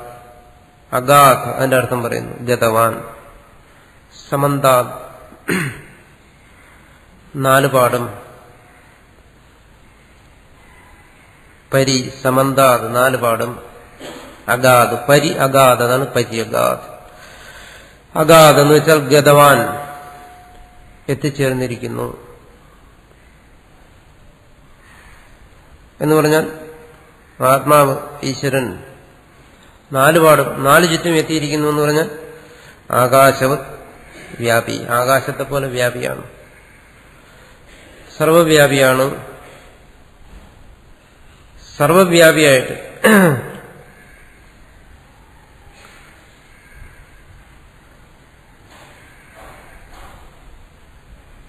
എന്ന് പറയുമ്പോൾ എന്താണ്? നേരത്തെ ഞാൻ കഴിഞ്ഞ ദിവസം പറഞ്ഞ ആ അധ്യാരോപതന്ത്രത്തിൽ പറയുന്നത് സർവവ്യാപി. വ്യാപിത്വം എന്ന് പറയുന്ന ഒന്നിനെ കുറിച്ച് നമുക്ക് സർവം എന്ന് പറയുന്ന ഒരു ഭാവനയോടുകൂടി ചിന്തിക്കാൻ പറ്റും. പറയണു എണ്ണ ഇരിക്കുന്നു, വ്യാപിച്ചിരിക്കുന്നു എന്ന് പറയുന്നു. അപ്പോൾ എണ്ണയുടെ വ്യാപനത്തെക്കുറിച്ച് ചിന്തിക്കണമെങ്കിൽ നമുക്ക് ആദ്യം എള്ളെന്ന് പറയുന്ന ഭാവന വരണം. അങ്ങനെ പറ്റുന്നുള്ളൂ. അപ്പോൾ വ്യാപനം എന്ന് പറയുന്ന ഒന്നിനെ ആശ്രയിച്ചിരിക്കുന്നേ നമ്മൾ മനസ്സിലാക്കുന്നു. വായുവിൽ സുഗന്ധം വ്യാപിച്ചിരിക്കുന്നു. സുഗന്ധത്തിന്റെ വ്യാപനത്തെക്കുറിച്ച് ചിന്തിക്കണമെങ്കിൽ വായുവിനെ കുറിച്ചുള്ള ഒരു ഭാവന വരണം. നമ്മുടെ മനസ്സങ്ങനെ ആയിപ്പോയി. അപ്പം നിരപേക്ഷമായിട്ടുള്ള ഒരു വ്യാപനം, അതിനെക്കുറിച്ച് നമുക്ക് ചിന്തിക്കാൻ ആ രീതിയിൽ നമ്മുടെ മനസ്സിനെ നമ്മൾ തയ്യാറാക്കിയിട്ടില്ല. അങ്ങനെ ഉള്ളൊരു ഭാവം എന്ന് പറയുന്നതാണ് ജ്ഞാനിയുടെ മനസ്സ്. അജ്ഞാനിയുടെ മനസ്സിനത് പറ്റുന്നില്ല. അതിനുള്ള അധ്യാരോപതന്ത്രം എന്ന് പറയുന്നത്. ആ സർവ്വവ്യാപകത്വത്തെക്കുറിച്ച് ചിന്തിക്കാൻ വേണ്ടി മറ്റൊരു ആലംബനത്തെ സ്വീകരിക്കും. പരിച്ഛിന്നമായൊരു ആലംബനം, അതാണ് സർവം എന്ന് പറയുന്നത്. പരിച്ഛിന്നമായ ഒരു വസ്തുവിനെ കൽപ്പിച്ചുകൊണ്ട് അപരിച്ഛിന്നമായ ഒന്നിനെ ഭാവന ചെയ്യുക. അപ്പോൾ പരിച്ഛിന്നമായിരിക്കുന്ന ഈ പ്രപഞ്ചത്തെ കൽപ്പിച്ചുകൊണ്ട്, അതായത് വ്യാപകമല്ലാതിരിക്കുന്ന ഈ പ്രപഞ്ചത്തെ കൽപ്പിച്ചുകൊണ്ട് അതിൽ സർവ്വവ്യാപകമായ ഒന്നുണ്ടെന്ന് പറയുക. അധ്യാരോപതന്ത്രം എന്ന് പറയുമ്പോൾ അത് ആ പറയുന്ന മുഴുവൻ സത്യമല്ല. പരിച്ഛിന്നമായ പരിമിതമായ ഒരു പ്രപഞ്ചവും അതിൽ സർവത്ര വ്യാപിച്ചിരിക്കുന്ന ഒരു ഈശ്വരനും എന്ന് പറയുന്നത് പൂർണ്ണമായി ശരിയല്ല. എന്തുകൊണ്ട്? ഈശ്വരൻ സ്വതസിദ്ധനായ ഒന്നാണ്. ഈശ്വരന് വ്യാപിക്കുന്നതിന് ഒരു ആധാരം വേണ്ട. പ്രപഞ്ചം എന്ന് പറയുന്ന ഒരു ആധാരം അതിന് ആവശ്യമില്ല. അങ്ങനെ ഒരു ആധാരത്തിൽ ഇപ്പൊ സുഗന്ധം, അതിന് വ്യാപിക്കണമെങ്കിൽ വായു വേണം. അപ്പൊ അതുപോലെ പ്രപഞ്ചം എന്ന് പറയുന്ന ഒരു ആധാരത്തെ കൽപ്പിച്ചിട്ട് ആ ആധാരത്തിൽ ഈശ്വരൻ വ്യാപിച്ചിരിക്കുകയല്ല. പക്ഷെ നമ്മളെ മനസ്സിലാക്കി തരാൻ വേണ്ടി അങ്ങനെ പറയുന്നു. കുറച്ച് അസത്യവും കുറച്ച് സത്യവും കൂടെ ചേർത്ത്. അതിനാണ് അധ്യാരോപം എന്ന് പറയുന്നത്. ഇല്ലാത്ത ഒന്നിനെ കൽപ്പിച്ചുകൊണ്ട് ഒരു കാര്യത്തെ പറയുക. പരമാർത്ഥത്തിൽ പ്രപഞ്ചം എന്ന് പറയുന്ന ഒരു വസ്തു, അതിൽ ഈശ്വരൻ എന്ന് പറയുന്ന മറ്റൊന്ന് വ്യാപിച്ചിരിക്കുന്നു എന്ന് പറയുമ്പോൾ അവിടെ ഈശ്വരന് വ്യാപിക്കുന്നതിന് ആധാരമായ വാസ്തവത്തിലില്ലാത്തതായ ഒരു പ്രപഞ്ചത്തെ നമ്മൾ കൽപ്പിക്കുകയാണ്, ആരോപിക്കുകയാണ്. എന്നാൽ ആരോപത്തിലൂടെയും നമ്മളെ മനസ്സിലാക്കി തരാൻ ശ്രമിക്കുന്ന എന്തോന്ന്? ഈശ്വരന്റെ സർവ്വവ്യാപകത്വത്തെ, സത്യത്തെ മനസ്സിലാക്കി തരാൻ ശ്രമിക്കുന്നു. ഇല്ലാത്ത ഒന്നിനെ കൽപ്പിച്ച് അതിലൂടെ ഒരു ഈശ്വരീയ ബോധത്തെ ഉണ്ടാക്കി തരാൻ ശ്രമിക്കുന്നതിനാണ് അധ്യാരോപതന്ത്രം എന്ന് പറയുന്നത്. അങ്ങനെ അധ്യാരോപത്തിലൂടെ പറയുകയാണ് സത്യത എന്ന് പറയുന്നതാണ്. അപ്പൊ അത് പരമാർത്ഥമല്ല. എന്തുകൊണ്ട്? ഈശ്വരൻ എന്ന് പറയുന്ന ഒരു വസ്തുവിൽ പ്രപഞ്ചം എന്ന് പറയുന്ന ഒരു പദാർത്ഥത്തിൽ അല്ലെങ്കിൽ ഒരു വസ്തുവിൽ വ്യാപിച്ചിരിക്കുന്ന മറ്റൊരു വസ്തുവല്ല ഈശ്വരൻ. ഒരിക്കലും അങ്ങനെയല്ല. പക്ഷെ അങ്ങനെയൊക്കെ നമുക്ക് മനസ്സിലാക്കി തരാൻ പറ്റും. അത് ഏതുവരെ നമുക്ക് മനസ്സിലാക്കിയാൻ പറ്റും. കാരണം ഈ ആകാശം ഈ പ്രപഞ്ചത്തിൽ വ്യാപിച്ചിരിക്കുന്നു എന്ന് പറയുന്നതാണ്. ആകാശം ഇവിടെ ഓരോ വസ്തുവിലും വ്യാപിച്ചിരിക്കുന്നു എന്ന് പറയുമ്പോൾ ആകാശത്തിന് വ്യാപിക്കുന്നതിന് ഒരാധാരമായി പ്രപഞ്ചത്തിൽ ഓരോ വസ്തു നിൽക്കുന്നു എന്നുള്ള അർത്ഥം. മറിച്ച് ആകാശമെന്ന് പറയുന്ന ഒന്നിൽ മറ്റൊരു വസ്തു നിലനിൽക്കുന്നു എന്ന് ഞാൻ അർത്ഥമാണ്. ആകാശം എന്ന് പറയുന്ന അവകാശം, ഇടം, ഒരു വസ്തു നിലനിൽക്കുന്നതിന് ഒരു ഇടം ആവശ്യമുണ്ടെന്ന് ഞാൻ അർത്ഥമാണ്. അപ്പം വിപരീതമായിട്ടാണ് നമ്മൾ ഗ്രഹിക്കുന്നത്. ആകാശത്തിന് ആലംബനമാണ് വസ്തു എന്നല്ല, മറിച്ച് വസ്തുവിന് ആലംബനമാണ് ആകാശം എന്നാണ്. അതുപോലെ ഈശ്വരൻ പ്രപഞ്ചത്തിൽ വ്യാപിച്ചിരിക്കുന്നു എന്ന് പറഞ്ഞാൽ അതിന് ഇത്രേ ഉള്ളൂ. എന്താണ്? ഈശ്വരനിൽ ഈ പ്രപഞ്ചം നിലനിൽക്കുന്നു, ഈശ്വരനെ ആശ്രയിച്ച് ഈ പ്രപഞ്ചം നിലനിൽക്കുന്നു എന്നാണ്. അപ്പൊ ഈശ്വരനെ ആശ്രയിച്ച് പ്രപഞ്ചം നിലനിൽക്കുമ്പോൾ അത് ഈശ്വരന്റെ വ്യാപകത്വത്തെ ഭഞ്ജിക്കുമോ എന്ന് സംശയം വരാം. ഒരു വസ്തു സർവ്വവ്യാപി എന്ന് പറയുമ്പോൾ ഒരു വസ്തുവിന്റെ വ്യാപകത്വത്തെ പൂർണ്ണമായും കൽപ്പിച്ചാൽ പിന്നീട് അവിടെ രണ്ടാമതൊരു വസ്തു വരാൻ പാടില്ല. രണ്ടാമതൊരു വസ്തു ഉണ്ടെങ്കിൽ ആ ഭാഗത്ത് ആ വസ്തു വ്യാപിക്കുന്നില്ല എന്ന് കരുതേണ്ടി വരും. അപ്പൊ ഈശ്വരനിൽ ഈ പ്രപഞ്ചം നിലനിൽക്കുകയാണെങ്കിൽ ഈശ്വരൻ ഇങ്ങനെ സർവ്വവ്യാപിയാകും. അപ്പൊ വീണ്ടും സിദ്ധാന്തത്തിലേക്ക് വരും. എന്താണ്? ഈശ്വരനിൽ പ്രപഞ്ചം നിലനിൽക്കുന്നു, പക്ഷെ ഈശ്വരന്റെ വ്യാപകത്വത്തെ അത് നശിപ്പിക്കുന്നില്ല. ആ പ്രപഞ്ചം എന്തുകൊണ്ട്? ഈശ്വരനിൽ പ്രപഞ്ചം സത്യമായിട്ടല്ല നിലനിൽക്കുന്നത് എന്നാണ്. ഈശ്വരൻ എന്ത് ചെയ്യുന്നിരിക്കുന്നു? തന്നിൽ തന്നെ കൽപ്പിച്ചിരിക്കുകയാണ്. ഈശ്വരനിൽ അത് കൽപ്പിത രൂപത്തിലാണ് നിലനിൽക്കുന്നത്. അതുകൊണ്ട് തന്നെ എന്ത് വരുന്നു? ആ പ്രപഞ്ചം തുച്ഛമാണ്, ശൂന്യമാണ്. അത് ഈശ്വരന്റെ വ്യാപകത്വത്തെ ഭഞ്ജിക്കുന്നില്ല. അപ്പോൾ ഈശ്വരൻ എന്തായി? ഏകനായി സർവ്വവ്യാപിയായി സ്ഥിതി ചെയ്യുന്നു. അപ്പൊ പിന്നെ ഈശ്വരനെ കുറിച്ച് ഭാവിക്കുന്നവൻ എങ്ങനെ അന്യഭാവന വരും? ഭേദബുദ്ധി എങ്ങനെ വരും? ഏകനായ ഈശ്വരൻ മാത്രമാണ് എന്നുള്ള നിർണയത്തിലാണ് അവന്റെ ബുദ്ധി എത്തിച്ചേരുന്നത്. അങ്ങനെ എത്തിച്ചേരുമ്പോൾ നമ്മുടെ ബുദ്ധി എന്ത് ചെയ്യുന്നു? അധ്യാരോപ തന്ത്രത്തിൽ നിന്നും മാറി അപവാദ തന്ത്രത്തിലേക്ക് പോകുന്നു. ശാസ്ത്രഭാഷയിൽ പറഞ്ഞു, അധ്യാരോപത്തിലൂടെ തന്നെ അപവാദത്തിൽ എത്തിച്ചേർന്നു. ഈശ്വരൻ പ്രപഞ്ചത്തിൽ വ്യാപിച്ചിരിക്കുന്നുവെന്ന് നമ്മളെ പഠിപ്പിച്ചിട്ട് അവസാനം ഈശ്വരന്റെ വ്യാപകത്വം പ്രപഞ്ചത്തെ ഒഴിവാക്കി ഗ്രഹിപ്പിക്കുന്നു. അപ്പോൾ എന്ത് ചെയ്യുന്നു? നമ്മുടെ ബുദ്ധി തന്നെ അപവാദ തന്ത്രത്തിലേക്ക് പോയി. അവിടെ ആരോപിക്കാനൊന്നുമില്ല.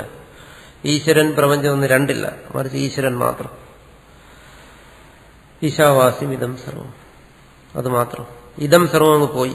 പിന്നെ ഈശാവാസ്യം, ഈശൻ മാത്രം. ഇതാണ് അപവാദ തന്ത്രം എന്ന് പറയുന്നത്. അപ്പൊ അധ്യാരോപ തന്ത്രത്തിലൂടെ അപവാദ തന്ത്രത്തിൽ എത്തിച്ചേരുന്നു. ചിലടത്ത് നേരിട്ട് തന്നെ അപവാദ രീതിയിൽ കാര്യങ്ങളെ ബോധിപ്പിക്കുകയും ചെയ്യും. അങ്ങനെയുള്ള ഭാഗങ്ങളും വരും. ഇവിടെയും ആത്യന്തികമായി അവന് ഭാവന വരേണ്ടത് എന്താണ്? പ്രപഞ്ചഭാവനയല്ല, മറിച്ച് ഈശ്വരഭാവന. അത് മാത്രമേ ഇവിടെ ആവശ്യമുള്ളൂ. പ്രപഞ്ചഭാവന വന്നാൽ ഉടനെ അന്യത്വ ഭാവന വരും, ഈശ്വരൻ വേറെയാണെന്നുള്ള ഭാവന വരും. അത് വരാൻ പാടില്ല. ആകാശവും സർവ്വവ്യാപി ഇവിടെ പറയുന്നു. ആകാശത്തെ പോലെ അത് വ്യാപിയാണ്. സർവ്വവ്യാപി എന്നുള്ളതും പോയി. പിന്നെ പറയുന്നു ആകാശവും വ്യാപി, ആകാശത്തെ പോലെ വ്യാപിച്ചിരിക്കുന്നു. അതിന് വ്യാപിക്കാൻ പിന്നെ സർവ്വവുമില്ല. സർവ്വത്തെയും നിരാകരിച്ചുകൊണ്ടാണ് അതിൽ പറയുന്നതിന്. വേദാന്തത്തിൽ തന്നെ വേറൊരു ഭാഷയിൽ പറയും ബാധസാമാനാധികരണ്യം എന്ന്, മറ്റേ സാങ്കേതികമായ രീതി പറയും. എന്ന് വെച്ചാൽ ഏതിലാണോ വ്യാപിക്കുന്നു എന്ന് പറയുന്നത് അതിനെ നിഷേധിക്കാൻ വേണ്ടിയിട്ടാണ് അതിനെ പറയുന്നത്. പ്രപഞ്ചത്തിൽ വ്യാപിക്കുന്നു എന്ന് പറയുമ്പോൾ പ്രപഞ്ചത്തെ അവിടെ അംഗീകരിച്ചുകൊണ്ടല്ല, മറിച്ച് പ്രപഞ്ചത്തെ നിഷേധിച്ചുകൊണ്ട് വ്യാപിച്ചിരിക്കുന്നു എന്ന് പറയുകയാണ്. അപ്പം വ്യാപിച്ചിരിക്കുന്ന ആ വസ്തു മാത്രമേ ഉള്ളൂ. രണ്ടില്ലെങ്കിൽ ഒന്നിന് സർവ്വവ്യാപകത്വം വരത്തില്ല. വ്യാപകത്വം ഒന്നിന് വരത്തില്ല. സർവ്വവ്യാപകത്വം അല്ല, വ്യാപകത്വമേ വരത്തില്ല രണ്ട് വസ്തു ഉണ്ടെങ്കിൽ. അപ്പൊ പിന്നെ ഒന്നേ ഉള്ളൂ. അതുകൊണ്ടാണ് അത് വ്യാപിയായിരിക്കുന്നത്. വേറെ ഭാഷയിൽ പറയും അപരിച്ഛിന്നം എന്ന് പറയും. വേറെ രീതി പറയും കാലദേശ വസ്തു പരിച്ഛേദ ശൂന്യം എന്ന് പറയും. ഇതിനെ തന്നെയാണ് വേറൊരു ഭാഷയിൽ പറയുന്നത് അനന്തം. ഇതെല്ലാം സമാനമായ അർത്ഥത്തെ കൊടുക്കുകയാണ്. സത്യം, ജ്ഞാനം, അനന്തം, ബ്രഹ്മ എന്നെല്ലാം പറയുമല്ലോ. മുമ്പും നമ്മൾ ചർച്ച ചെയ്തിട്ടുള്ളതാണ്. അതുകൊണ്ട് അത് വ്യാപിയാണ്. അപ്പൊ പിന്നെ അവിടെ എങ്ങനെ ഈശ്വരനെ കുറിച്ചൊരു അന്യത്വ ബോധം അങ്ങനെ വരത്തില്ല. അങ്ങനെ ഒരു ബോധത്തോടുകൂടി വേണം അജ്ഞനും ഈശ്വരഭാവന ചെയ്യാനെന്നാണ്. അജ്ഞനെ ഈശ്വരഭാവനയുടെ ആവശ്യമുണ്ട്, ജ്ഞാനിക്ക് ഈശ്വരഭാവനയുടെ ആവശ്യം ഇല്ല. പിന്നെ അടുത്തത് വിശദീകരിക്കുന്നു ശുക്രം, ശുദ്ധം, ജ്യോതിഷ്മത്. ശുക്രശബ്ദത്തിനും മറ്റും നിരുക്തത്തിൽ കഴിഞ്ഞ ദിവസം ഞാൻ പറഞ്ഞു. വൈദിക ശബ്ദങ്ങളുടെ അർത്ഥത്തെ കുറിച്ച് പറയുന്ന, ശബ്ദങ്ങളെക്കുറിച്ചും അർത്ഥത്തെയും പറയുന്ന നിരുക്തം, നിഘണ്ടും തുടങ്ങിയ ശബ്ദങ്ങൾ ആ ഗ്രന്ഥത്തിലെല്ലാം ഇതിന് പറഞ്ഞിരിക്കുന്ന അർത്ഥമാണ് ഭാഷ്യകാരൻ പറഞ്ഞിരിക്കുന്നത് ജ്യോതിഷ്മത്. അതിനെ ഒന്നുകൂടി വിശദീകരിക്കുകയാണ് ദീപ്തിമാൻ ഇത്യർത്ഥ. ദീപ്തിമാൻ എന്നർത്ഥം. ശുക്രം എന്ന് വെച്ചാൽ ദീപ്തിമാൻ, പ്രകാശിക്കുന്നവൻ, ദീപ്തിയുള്ളവൻ, പ്രകാശിക്കുന്നവൻ. ഈശ്വരന്റെ പ്രകാശം എന്താണ്? സൂര്യനെ പോലെ അത് പ്രകാശിക്കുന്നു എന്നാണ്. ഒരിക്കലുമല്ല. ദീപ്തിമാൻ എന്ന് വെച്ചാൽ ജ്ഞാനസ്വരൂപൻ എന്നർത്ഥം. അറിവാണ് ഈശ്വരന്റെ സ്വരൂപം, ബോധമാണ് അതിന്റെ സ്വരൂപം എന്നർത്ഥം. അത് പിന്നെ തന്നിൽ തന്നെ അത് ബോധ്യപ്പെടുത്തി തരികയാണ് അകായം. അടുത്ത് പറയുന്നു സപര്യഗാത് ശുക്രം അകായം. ആ ശരീരമില്ലാത്തവനാണ്.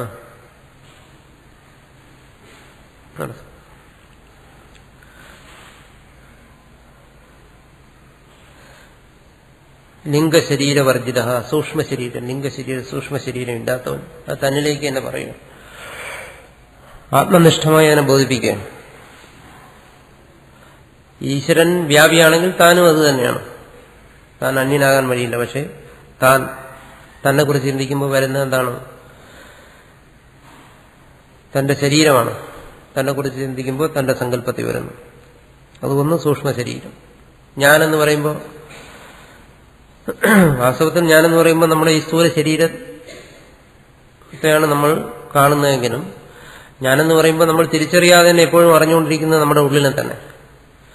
നമ്മുടെ വികാര വിചാരങ്ങളെല്ലാം കൂടി ചേർന്ന് തന്നെയാണ്. അപ്പോൾ അത് സൂക്ഷ്മ ശരീരമാണ്. ഈ വികാര വിചാരങ്ങളെല്ലാം കൂടി ചേർന്നതിനാണ് സൂക്ഷ്മ ശരീരം എന്ന് പറയുന്നത്. കാരണം ഞാനെന്ന് പറയുമ്പോൾ ആരും ഈ ശരീരത്തെ മാത്രമായിട്ട് ധരിക്കുന്നില്ല. മറിച്ച് ഈ ശരീരത്തെ സംബന്ധിച്ചുള്ള ഒരുപാട് സങ്കല്പങ്ങളുണ്ട്. അതോടുകൂടിയാണ് നമ്മൾ ധരിക്കുന്നത്. ഞാൻ കറുത്തവനാണ്, വെളുത്തവനാണ്, പുരുഷനാണ്, സ്ത്രീയാണ്, ബ്രഹ്മചാരിയാണ്, സന്യാസിയാണ്, ഇങ്ങനെയുള്ള ഒരുപാട് സങ്കല്പങ്ങൾ നമ്മളുണ്ട്. ഈ സങ്കല്പങ്ങളെ എല്ലാം കൂടെ ഇതാണ് സൂക്ഷ്മ ശരീരം എന്ന് പറയുന്നത്. സ്ഥൂല ശരീരം എന്ന് പറഞ്ഞ ഈ വസ്തു, പദാർത്ഥം പുറമേ കാണുന്നു. പക്ഷെ ഞാനെന്ന് പറയുമ്പോൾ നമുക്ക് ഒരിക്കലും നമ്മുടെ മനസ്സ് കേവലമായ ഈ വസ്തുവിൽ മാത്രം നിൽക്കുന്നില്ല. മറിച്ച് അനേക സങ്കല്പങ്ങളോടുകൂടി ഈ വസ്തുവിൽ നിൽക്കുകയാണ്. നമ്മൾ ആലോചിച്ച് പോകുമ്പോൾ മനസ്സിലാകും. അപ്പോൾ നമ്മെക്കുറിച്ചുള്ള നമ്മുടെ കാഴ്ചപ്പാടിൽ, ചിന്തയിൽ നമ്മളെപ്പോഴും നിൽക്കുന്നത് സ്ഥൂല ശരീരത്തിന്റെ തരത്തിലല്ല, മറിച്ച് സൂക്ഷ്മ ശരീരത്തിനാണ് ഇവിടെ പ്രാധാന്യം. എന്തുകൊണ്ട്? സങ്കല്പരഹിതമായി മനസ്സിനെ ഈ ശരീരത്തിൽ മാത്രം നിർത്താൻ നമുക്ക് പറ്റുന്നില്ല. അങ്ങനെ ആരെങ്കിലും നിർത്തുന്നുണ്ടോ? ഇല്ല. തന്നെക്കുറിച്ച് ചിന്തിച്ചാൽ ഉടൻ 100 സങ്കല്പങ്ങളാണ് വരുന്നു. അല്ല ഈ തടിയല്ല, ഇയാളുടെ ശരീരത്തെ അല്ല. ശരീരത്തിലോട്ട് പോയാൽ തന്നെ ഉടൻ സങ്കല്പങ്ങൾ വരുന്നു. എന്റെ ശരീരം തടിച്ചിരിക്കുന്നു, അല്ലെങ്കിൽ മെലിഞ്ഞിരിക്കുന്നു, അല്ലെങ്കിൽ ഞാൻ രോഗിയാണ്, അല്ലെങ്കിൽ ആരോഗ്യവാനാണ്, ഇങ്ങനെ നാനാ സങ്കല്പങ്ങൾ. അപ്പൊ ഈ സങ്കല്പങ്ങളുടെ ഒരംശം മാത്രമേ ആകുന്നുള്ളൂ നമ്മുടെ ഈ സ്ഥൂല ശരീരം. അതിന്റെ 99% സൂക്ഷ്മ ശരീരമാണ്. അതുകൊണ്ട് അതിനാണ് പ്രാധാന്യം കൂടുതൽ. നമ്മുടെ ദൈനംദിന വ്യവഹാരത്തിൽ സ്ഥൂല ശരീരത്തിനല്ല നമ്മൾ പ്രാധാന്യം കൊടുക്കുന്നത്, അറിയാതെ സ്ഥൂല ശരീരത്തിനാണ്. അപ്പോൾ ആ ശരീരമല്ല ലിംഗശരീരവർജിതൻ, താൻ സൂക്ഷ്മ ശരീരമല്ല എന്ന് പറയുന്നു. അകായം. അത് കഴിഞ്ഞ് വീണ്ടും പറയുന്നു അവ്രണം അസ്നാവിരം. നമ്മൾ സാധാരണ എപ്പോഴും നമ്മുടെ ചിന്ത നിൽക്കുന്നത് സ്ഥൂല ശരീരത്തിലല്ല, സൂക്ഷ്മ ശരീരത്തിലാണ്. കാരണം ഈ സ്ഥൂല ശരീരത്തെക്കുറിച്ച് ചിന്തിക്കേണ്ട ആവശ്യം വരുന്നില്ല നമുക്ക്. വളരെ കുറച്ച് ചിന്തിക്കേണ്ടി വരുന്നുള്ളൂ. സ്ഥൂല ശരീരത്തെക്കുറിച്ച് ചിന്തിച്ചാൽ അങ്ങനെ ഇരിക്കും. അതാണ് അടുത്ത് പറയുന്നത് അവ്രണം അക്ഷതം.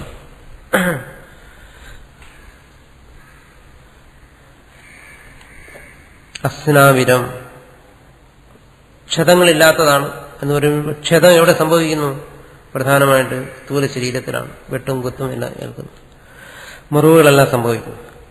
പക്ഷെ ആ മുറിവിനെ കുറിച്ച് ചിന്തിക്കുമ്പോൾ ഉടൻ മനസ്സ് സൂക്ഷ്മത്തിലേക്ക് പോകുന്നു. ചിന്ത സൂക്ഷ്മമാണ്. ആ സൂക്ഷ്മത്തിന്റെ ഒരറ്റത്ത് മാത്രമേ അപ്പോഴും ക്ഷതം നിൽക്കുന്നുള്ളൂ. ക്ഷതത്തെക്കുറിച്ചുള്ള സങ്കല്പം വരുന്നു. ആ സങ്കല്പത്തിന്റെ വിഷയമായിട്ട് ക്ഷതം നിൽക്കുന്നു. അപ്പൊ സങ്കല്പം വീണ്ടും സൂക്ഷ്മമായി, വിഷയം സ്ഥൂലമായി. അപ്പൊ അവിടെയും പ്രാധാന്യം സൂക്ഷ്മ ശരീരത്തിനാണ്. അസ്നാവിരം, സ്നാവ എന്ന് പറഞ്ഞാൽ ശിര എന്ന് പറഞ്ഞാൽ സ്ഥിര എന്ന് പറയുന്നതാണ്.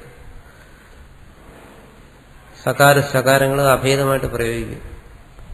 സകാരത്തിന് പകരം ഇവിടെ ശകാരം എഴുതിയിരിക്കുന്നത് ശിര എന്ന് പറഞ്ഞിരിക്കുന്നത്. ശിര എന്നർത്ഥം, ശിരകൾ. യസ്മിൻ ന വിദ്യന്തേ, എവിടെയാണോ ഈ ശിരകളില്ലാത്തത് എന്നർത്ഥം. അപ്പൊ ശിരകളുള്ളത് സ്ഥൂല ശരീരത്തിലാണ്, ക്ഷതമുള്ളത് സ്ഥൂല ശരീരത്തിലാണ്. അപ്പൊ ക്ഷതവും ശിരകളും ഇല്ലാത്തത് എന്ന് പറയുമ്പോൾ സ്ഥൂല ശരീരത്തെ ഇവിടെ നിഷേധിച്ചിരിക്കുകയാണ്. അതാണ് ശിരാഹ സ്നാവാഹ, ശിരകൾ. യസ്മിൻ, എവിടെയാണോ ന വിദ്യന്തേ, ഇല്ലാത്തത്, ആത്മാവിലില്ല. സ ഇതി അസ്നാവിരം, അതുകൊണ്ട് ആത്മാവ് അസ്നാവിരമാണ്.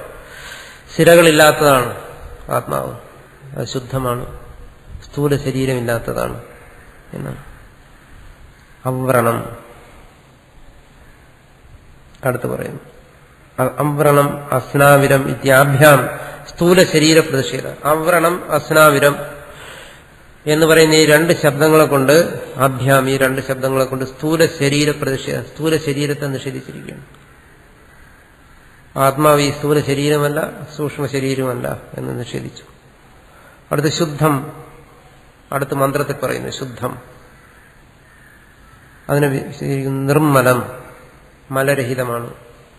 ഒന്നുകൂടി വിശദീകരിക്കുന്നു അവിദ്യാ മലരഹിതം, അവിദ്യയാകുന്ന മലം, അജ്ഞാനമാകുന്ന മലം അഴുക്കാതില്ലാത്തതാണ്.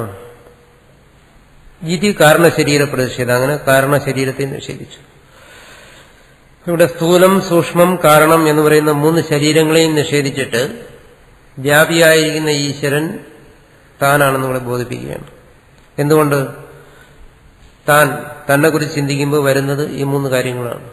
ഒന്ന് ആ സൂക്ഷ്മ ശരീരം, സങ്കല്പം, ആ സങ്കല്പമയമായിരിക്കുന്ന ആ ശരീരം, പിന്നീട് ഈ സ്ഥൂല ശരീരം, പിന്നെ കാരണശരീരം. ഇതിന്റെ രണ്ടിനും കാരണമായിരിക്കുന്ന കാരണശരീരം.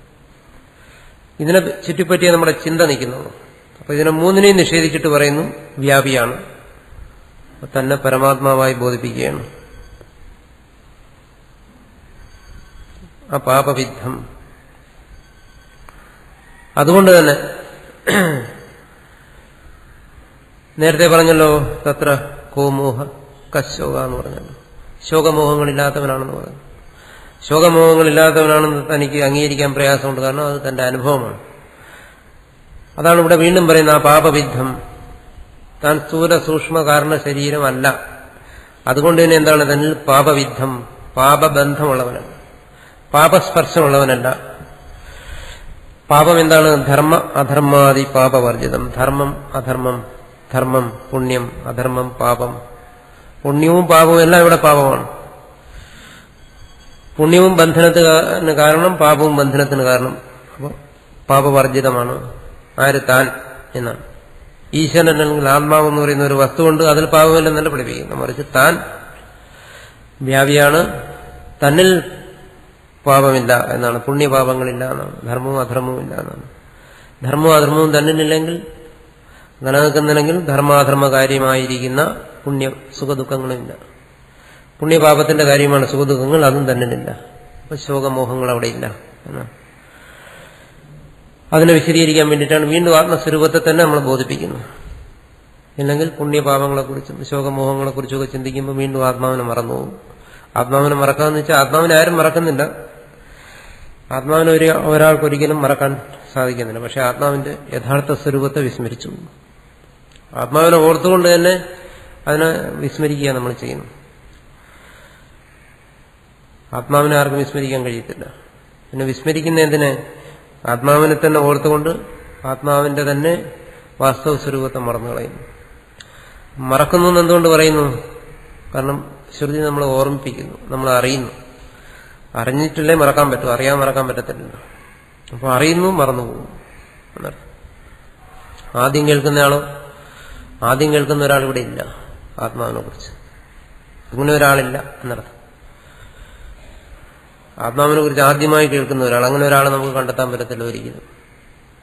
ഈശ്വരനെ കുറിച്ച് ആദ്യമായി കേൾക്കുന്ന ഒരാളെ നമ്മൾ ഈ പ്രപഞ്ചം മുഴുവൻ അന്വേഷിച്ചാലും കണ്ടെത്താൻ ഒക്കത്തില്ല. അങ്ങനെ ഒരു ജീവനില്ല, ആദ്യം കേൾക്കുന്ന ഒരു ജീവൻ. എന്തുകൊണ്ട്? ജീവൻ അനാദിയാണ്. അപ്പൊ ജീവൻ ഇതാദ്യം എന്നാ ഇത് കേൾക്കാൻ തുടങ്ങി എന്നുള്ളതിന് തുടക്കമില്ല.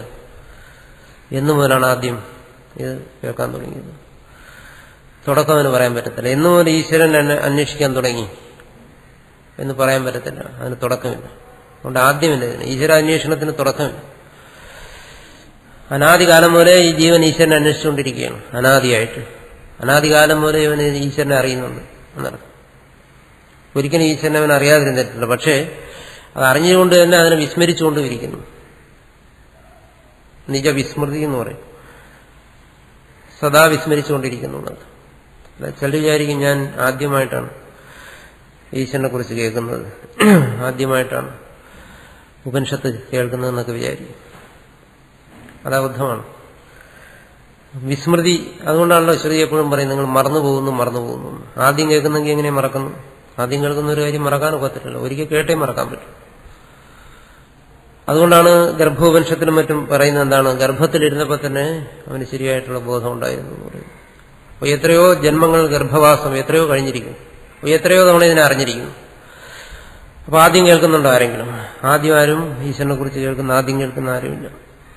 എന്നാൽ നിരന്തരം വിസ്മരിച്ചുകൊണ്ടിരിക്കുന്നു, നിരന്തരം ഇതിനെ സ്മരിച്ചുകൊണ്ട് വിസ്മരിക്കുന്നു. നിരന്തരം ആത്മാവിനെ ഓർത്തുകൊണ്ട് ആത്മാവിനെ വിസ്മരിക്കുന്നു. അതുകൊണ്ടാണ് ആത്മവിസ്മൃതി എന്ന് പറയുന്നത്. അജ്ഞാനം എന്ന് പറയുന്നതിന് പകരം പറയുന്നതാണ്. അതിനെ സ്മരിക്കാൻ പറയുന്നു. അത് ആ വിസ്മരണത്തെ ഇല്ലാതാക്കാൻ വേണ്ടിയിട്ടാണ് പറയുന്നത്. സ്മരിച്ചുകൊണ്ട് വിസ്മരിക്കുന്നതിന്. അപ്പൊ സ്മരിക്കുന്ന എന്തിന്? ആത്മാവിനെ തന്നെ. വിസ്മരിക്കുന്ന എന്തിന്? ഇതിന്റെ യഥാർത്ഥ സ്വരൂപത്തെ. അതാണ് വ്യത്യാസം. തന്നെ സ്മരിച്ചുകൊണ്ട് തന്റെ തന്നെ നേരത്തെ പറഞ്ഞ വ്യാപിത്വം, അസ്നാവിരം, അമ്രണം, അകായം എന്നെല്ലാം പറയുന്ന ആ ഭാവങ്ങളെ വിസ്മരിച്ചു പോകുന്നു. സ്ഥൂല സൂക്ഷ്മ കാരണരഹിതനാണെന്നുള്ള ഭാവത്തെ വിസ്മരിക്കുന്നു. മറിച്ച് ആ സൂക്ഷ്മ ശരീരിയായിട്ട് തന്നെ സ്മരിക്കുന്നു, സ്ഥൂല ശരീരിയായി സ്മരിക്കുന്നു, അജ്ഞനായി സ്മരിക്കുന്നു. അതാണല്ലോ തനിക്ക് ബന്ധം കൽപ്പിക്കുന്നു, പിന്നെ മോക്ഷത്തിന് വേണ്ടി പരിശ്രമിക്കുന്നു. ഇതെല്ലാം സംഭവിച്ചുകൊണ്ടിരിക്കുന്നു. അതുകൊണ്ട് ഇതാദ്യമായി കേൾക്കുകയല്ല, ഇതിനെ നിരന്തരം സ്മരിച്ചുകൊണ്ടിരിക്കുകയാണ്, നിരന്തരം വിസ്മരിക്കുകയും ചെയ്യുന്നു. അതുകൊണ്ട് അപാപവിദ്ധം, ഇതിൽ ധർമാധർമ്മങ്ങളില്ല, പുണ്യപാപങ്ങളില്ല. അതുകൊണ്ട് തന്നെ സുഖദുഃഖങ്ങളില്ല. അപ്പൊ സുഖദുഃഖങ്ങൾ വാസ്തവത്തിൽ നിലനിൽക്കുന്നില്ല, പരമാർത്ഥത്തിൽ നിലനിൽക്കുന്നില്ല എന്നുള്ള ബോധത്തോടുകൂടി, എന്നുള്ള ഈശ്വരഭാവനയോടുകൂടി ശ്രുതി പറയുന്നത് എന്താണ്? നിങ്ങൾ എന്ത് സാധന വേണോ അനുഷ്ഠിച്ചോളൂ. അമ്പലത്തിൽ പോകാം, മണിയടിക്കാം, പൂജിക്കാം, നിഷ്കാമകർമ്മം അനുഷ്ഠിക്കാം, ജപിക്കാം, പ്രാർത്ഥിക്കാം, ഉപാസിക്കാം, ഈശ്വരനെ ഉപാസിക്കാം, ഗുരുവിനെ ഉപാസിക്കാം, എല്ലാം ചെയ്യാം. ഇതിനൊന്നിനും അദ്വൈതം എതിരല്ല. നേരത്തെ ചോദിച്ചല്ലോ, അദ്വൈത ദർശനത്തിൽ ഗുരു കൃപയ്ക്ക് പ്രസക്തിയുണ്ടോ? അതേ ദർശനത്തിൽ എല്ലാ വേണ്ടാധീനങ്ങൾക്കും പ്രസക്തിയുണ്ട്. പിന്നെയല്ലേ ഗുരുകൃപ. എല്ലാ അദ്വൈതത്തിലാണ് സംഭവിച്ചുകൊണ്ടിരിക്കുന്നത്. നന്മയും തിന്മയും, തെറ്റും ശരിയും, ധർമ്മവും അധർമ്മവും, ഇതെല്ലാം ഇവിടെ സംഭവിക്കുന്നു. ഇതിലേതിനാണ് പ്രസക്തി ഇല്ലാത്തതെന്ന് ആലോചിക്കുന്നു. എല്ലാത്തിനും പ്രസക്തിയുണ്ട്.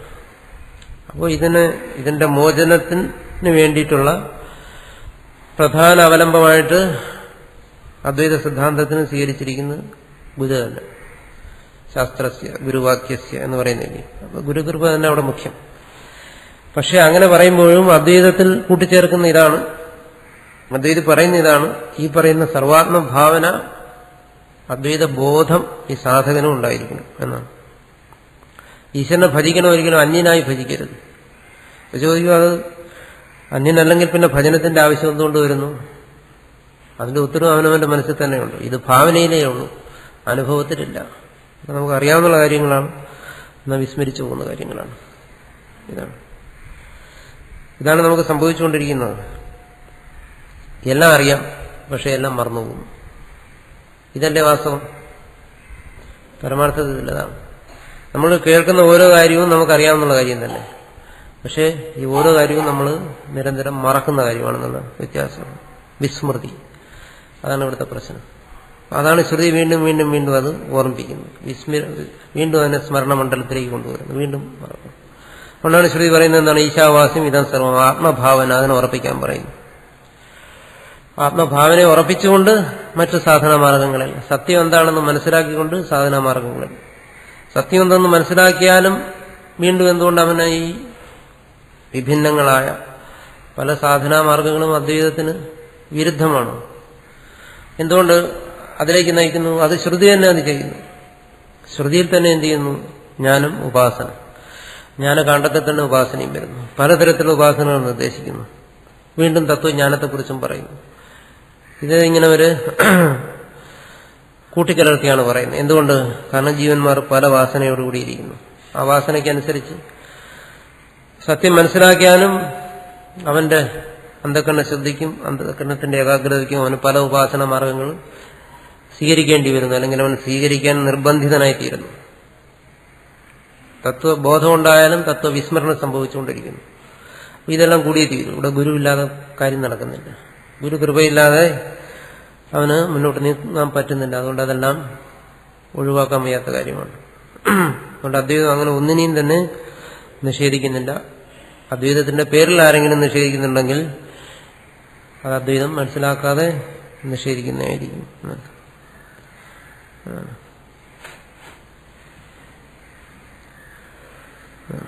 പാരമാർത്ഥികമായ തലത്തിൽ സർവത്തെയും നിഷേധിക്കുന്നു. അങ്ങനെ നിഷേധിക്കുമ്പോഴും അങ്ങനെ നിഷേധിക്കുമ്പോൾ നമ്മളൊന്ന് മനസ്സിലാക്കിയാൽ മതി, പിന്നെ നിഷേധങ്ങൾക്ക് അവിടെ പ്രസക്തിയില്ല എന്നർത്ഥം. രണ്ടുള്ളിടത്തന്നെ നിഷേധമാണ്. പാരമാർത്ഥികമായി നിഷേധിക്കുന്നിടത്തുകൂടി പിന്നെ നിഷേധത്തിന് അവിടെ പ്രസക്തിയില്ലാതെ വരികയാണ് എന്നാണ്. ഏകത്വത്തിൽ പിന്നെ എവിടെ നിഷേധം നിലനിൽക്കും? രണ്ടുള്ളിടത്തല്ലേ ഉള്ളൂ. അതുകൊണ്ട് അദ്വൈതം ഒന്നിനും വിരോധം നിൽക്കുന്ന ഒന്നല്ല. ഇതെല്ലാം ആവശ്യം തന്നെയാണ്. അത് നമ്മൾ മുമ്പും ചർച്ച ചെയ്തിട്ടുള്ളതും വിശദമാക്കിയിട്ടുള്ളതുമാണ്. എല്ലാ സാധനാമാർഗങ്ങളും ഒരു വ്യക്തിയിലല്ലെങ്കിൽ വേറൊരു വ്യക്തിയിൽ അത് സാർത്ഥകമാകുന്നു. അത് അദ്വൈതത്തിന് അതുമായിട്ട് നമ്മൾ വിരോധം കൽപ്പിക്കുന്നുണ്ട്. മറിച്ച് ഈ അദ്വൈത ഭാവന എല്ലാ സാധനാമാർഗങ്ങൾക്കും സഹായകമായിരിക്കുന്നു. സർവ്വസാധനാമാർഗങ്ങൾക്കും ഇത് സഹായകമാണ്.